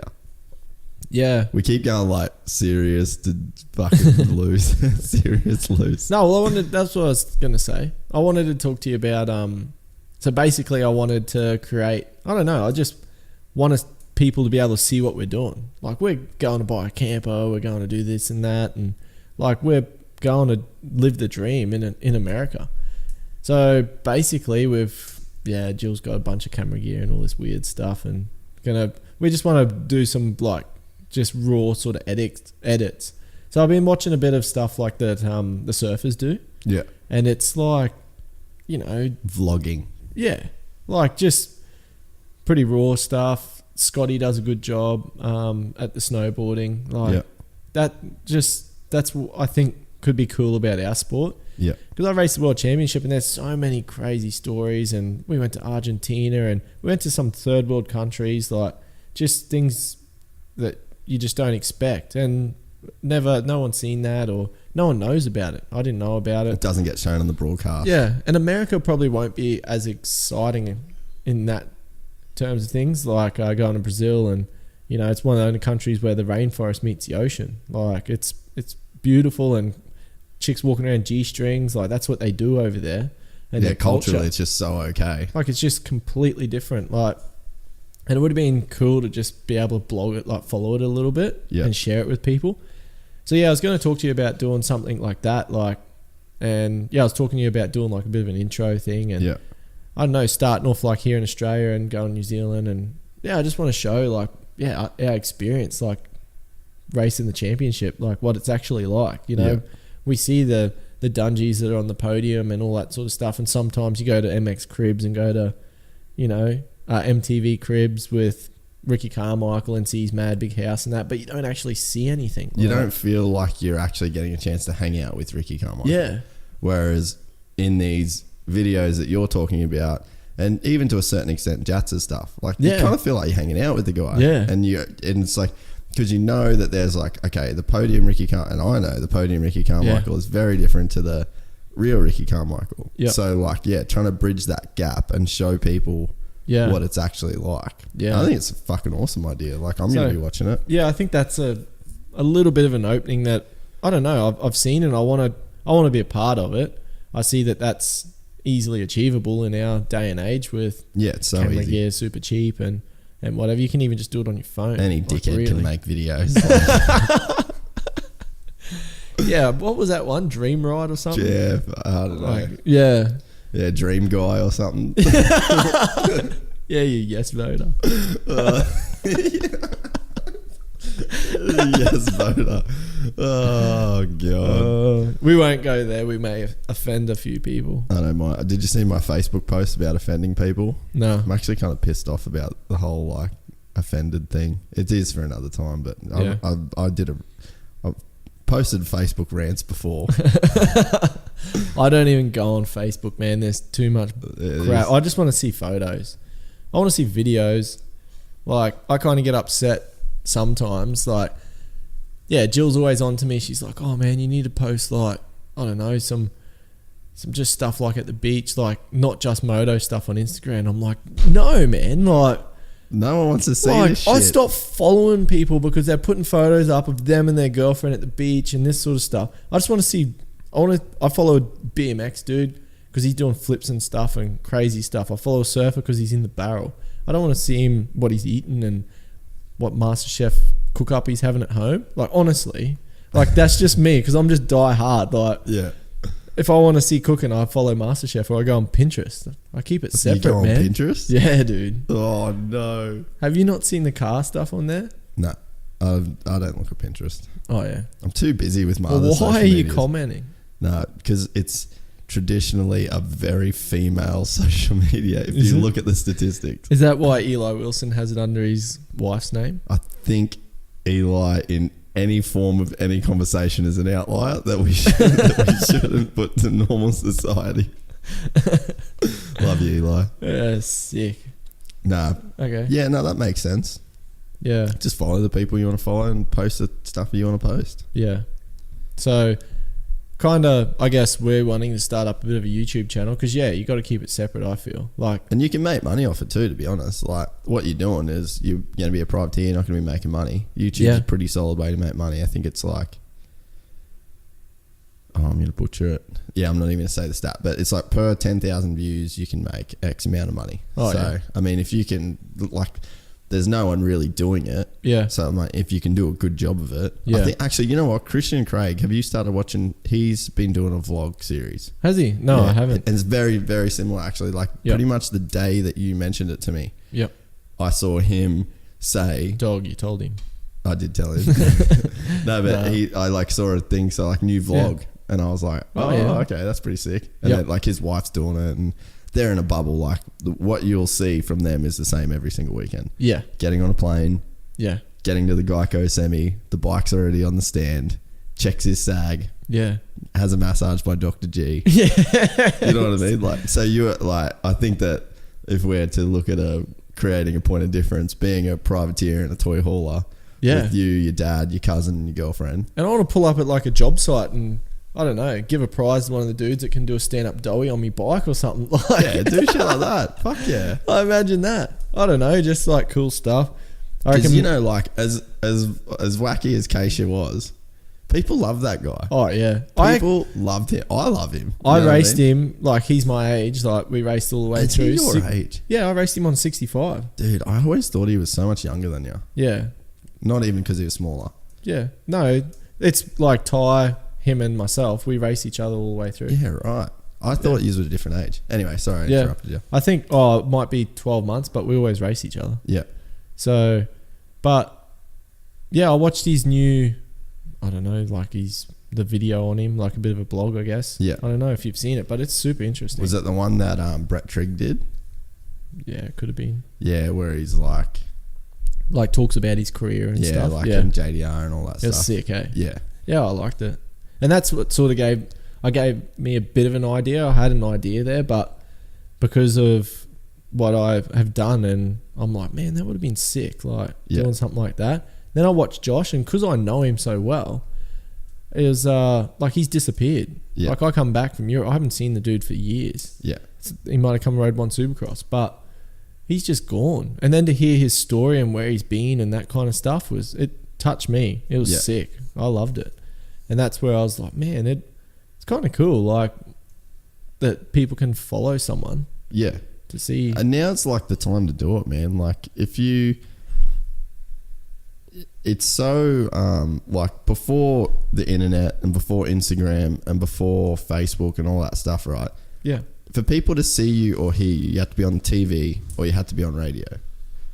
And like you can't really say that there's like everybody has an equal chance to get on TV or radio. Like if so I've been doing a podcast, the Toby thing has like 25,000 views, right? Yeah. So even still, with me putting out a podcast that's 25,000 views on Facebook or whatever, if I walk to a radio station, I doubt I'd get a chance. Like, you know what I mean? So before this whole thing, before the internet, like you had to go to a radio station, you had to like do an audition, and some dude could say yes or no to you. And then that was it. Like Yeah. you either were on TV or you weren't on TV. And the amount of spots that were available for people to be on TV or radio is like 30, 40, 50. Yeah. So, but now it's like everyone can do it. And then like you just put it out and then the people decide if they want to watch it or not. But like what you do, like you know, back in the day, you would have had to do the channels, like get a degree, go in and be like, hey guys, like this is my education, this is what I have done, and all this stuff. Whereas that's the cool thing with you. You're just like, man, like we're just in Cairns. I'm best mates with your brother. That's how I met you. I sprayed your mad jeans. I wanted to mention that, eh? Troy Lee design pants. I was so pissed for so long. I don't know what happened there. Just got whiskey on that spray can. Oh, I know what happened. Throttle got stuck on. It was my first experience of a classic stitch up. Hanging around the Moto boys. That's what I knew. I was like, this little fucking sponsored asshole just thinks he can come and paint my $200 pants that I had to buy. That's how he was. He just cracked it at me. I spat it, eh? And I only just met the guy, and I was like, well, don't stand there, dude. Like, I don't mean to be a dick, but don't walk your pants around like that. And then anyway, oh man, that was classic. Yeah, but yeah, sorry. So where were we at? I don't know. You said that you met me in Cairns and you spray painted my pants, and then I got flashbacks. I'm triggered. Yeah, I'm stuck in those days. I'm thinking of your swimming pool and like your shit next to it. Yeah, Todd used to like live with us when he'd do TAFE, because many people don't know Todd's actually a qualified tradesman. Yeah. So like it's not hard to believe. No, but it's not normal. Yeah. What, aren't like the dudes in Europe and America that race, aren't they tradies? No, Roxon was a chippy. No, he never was. No, he was just a motocross prodigy. Please be aware that Americans might be listening to this and they don't know your slang. He like was a chippy. A builder. Yeah, builder. That's better, mate. So, but no, like that's what, it is cool. Like now you can, so like if you want. Oh, that's where I was going. You can stop talking now. Oh, sorry. Enough with the questions. Yeah, so that's what was kind of cool. Like I met yourself through Maddie, and I used to come down there and stay at TAFE and just run a mark, go riding pushy and stuff. And then one day I just remember you being like, I'm gonna start this website. And I was just like, oh yeah, sick. And like you started MX Daily and it turned into, what was it? MX Monthly or something? MX Yearly. It ended up Yearly. MX let the website run out domain. Yeah, so like Jace is just, you didn't work, eh? Nah, well like I worked for, so what did you do? Right out of school. Because you didn't have any money, because I always used to shout you, bro. What are you talking? You used to shout me Subway a bit. I will say that. Forgot that wallet, eh? Oh, I always forgot the wallet. That's where the gypsy comes from. Yeah. But no, first out of school, I worked in the brick factory. Oh, yeah. And I worked from 3 in the afternoon till 3 in the morning. Is that Nutrigrain? No, the Besser. Oh. What, yeah. I thought you worked at Nutrigrain Brick Factory. No. Mum's you know the Nutrigrain? Yeah, no, they were a bit heavier than that. Oh. Worked there. Oh, you did the real deal. The real bricks. Yeah. And then I worked at the council. Mowing, I used to whippersnip the highway. Oh, yeah. So I did that. And then I got a job at Kawasaki and then Honda. And then while I was working at Honda, I started writing magazine articles for Urive. Yeah. And I would send all the magazine articles into Urive. Yeah. And then Urive finally said, yeah, you should come down to Melbourne and I'll give you a job. So I moved down to Melbourne, and it only lasted 6 months. I couldn't stand him. Yeah. And probably my fault as much as his. Yeah, you clashed. Yeah, we just didn't get on. And ironically, told me I'd never work in motocross again. Yeah. Did do that eventually. But no, like it was just I didn't enjoy the magazine side of it, and then Verb Moto was what inspired me, because Verb did videos, and I was like, I want to do videos because I loved watching them. So then just fluke randomly worked out that I was able to, like, I just picked up making videos pretty easily. Yeah. And then from there I just then I found out that I did like making stuff that was nothing, and then people could watch it and whatever. Yeah, well, that's what was cool. Like, you put, like, so many crew go to uni and do all these degrees. Yeah. And you were just like, oh, I'm just going to start this website up. And you just started this website and it actually worked. Like, and I was like, for my brain, Maddie hooks me up with MySpace and Instagram and Facebook and stuff. Like, he's the one that introduced me to all that kind of stuff. And now Maddie runs all my social media as well. So it turned from us just being kids and Maddie get me on MSN and all this weird stuff. and yourself, creating like websites and stuff. That blew me away. And then you went on to doing like Dream Ride. Yeah, Dream Ride. Like these films that, like, I watch these things and I'm just like, dude, it's a credit. Yeah, and thanks, dude. That's where I'm sort of saying, like, that's what I think's really cool, because you see the old day and age of like, you got to go to university, and yes, you do when you're doing the doctor stuff and that.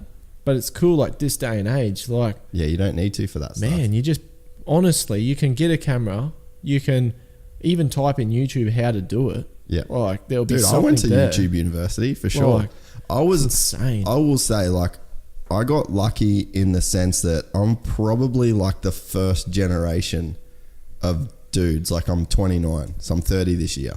I don't think before me, not me personally, but before my age group, I don't think the whole YouTube University thing would work. Yeah, I think I was like, just got super lucky to figure out that was there. Because, like, I will say, when I first started editing and doing all this, like, WordPress wasn't really around. Like, I had to pay a legit programmer. It was like $8,000 to build MX Daily. Yeah, and it was a shit website. Yeah. So, like, I was like, all the stuff Matty builds now, like, he can build himself by learning through YouTube. And then it's only like some of the more complex stuff that you have to like pay programmers and stuff to do. Yeah.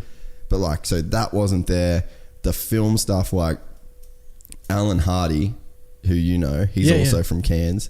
He worked at Channel 10 for years. He did like the whole film and TV. So like, we're the same age. So he got into it a couple years before me. And because he was a couple years before me, he fully had to go through like the Channel 10 and all that. Yeah. He's now one of the best filmmakers in Australia, hands down. Yeah. And doing like $1 million super cheap commercials and stuff like that. So if anyone in Australia is listening that's seen the super cheap commercials, Alan did that. So, and dude, I would, like, when I first got a camera, I'd call Alan and be like, hey man, how do I start like a new project? Like, I just got Final Cut. Yeah. Because like, for real, there was no YouTube. And then like, it was only around like the time when I was editing Dream Ride actually that I could like go and look at shit online like that. So yeah, but I guess what I was saying before is that you used to have to walk into it. Like, so why you would have to walk into a radio station or a TV station, or like say, I've got a pilot for this TV show, or hey, I'm Todd Waters, like, let's say I'm Daryl King and I'm a motocross rider and I want you to follow me around with the camera and put this on TV. Yeah. Like exactly what you're going to do. You Daryl King, I'm going to go to America and I'm going to do this. Send the TV crew and then we'll put it out. They've got like, so then there'd be a filter between you that's trying to make this show and then the people that could potentially watch this show. And then there was a dude in the middle that would go, nah, fuck. Like, it was his job to decide whether enough people would want to watch it to where it'd make money. Yeah. So now what's happened with YouTube is like, so this podcast, I go, this is my idea for a podcast. I want to talk to Todd Waters. I think that there would be enough people out there that would watch it to like warrant me doing it, which is, let's say 50 people watch this, then that like are interested in you, then I'm stoked that those people get to do it. Yeah. But in the days of TV, a guy would go, how long is it? 2 hours? Nah, like 50 people watching Todd Waters for 2 hours on TV. Just sorry, man, your show doesn't air. Yeah. So like same with like Daryl King. Just gets nothing. Yeah. So Daryl, sorry, mate. Like motocross is pretty small.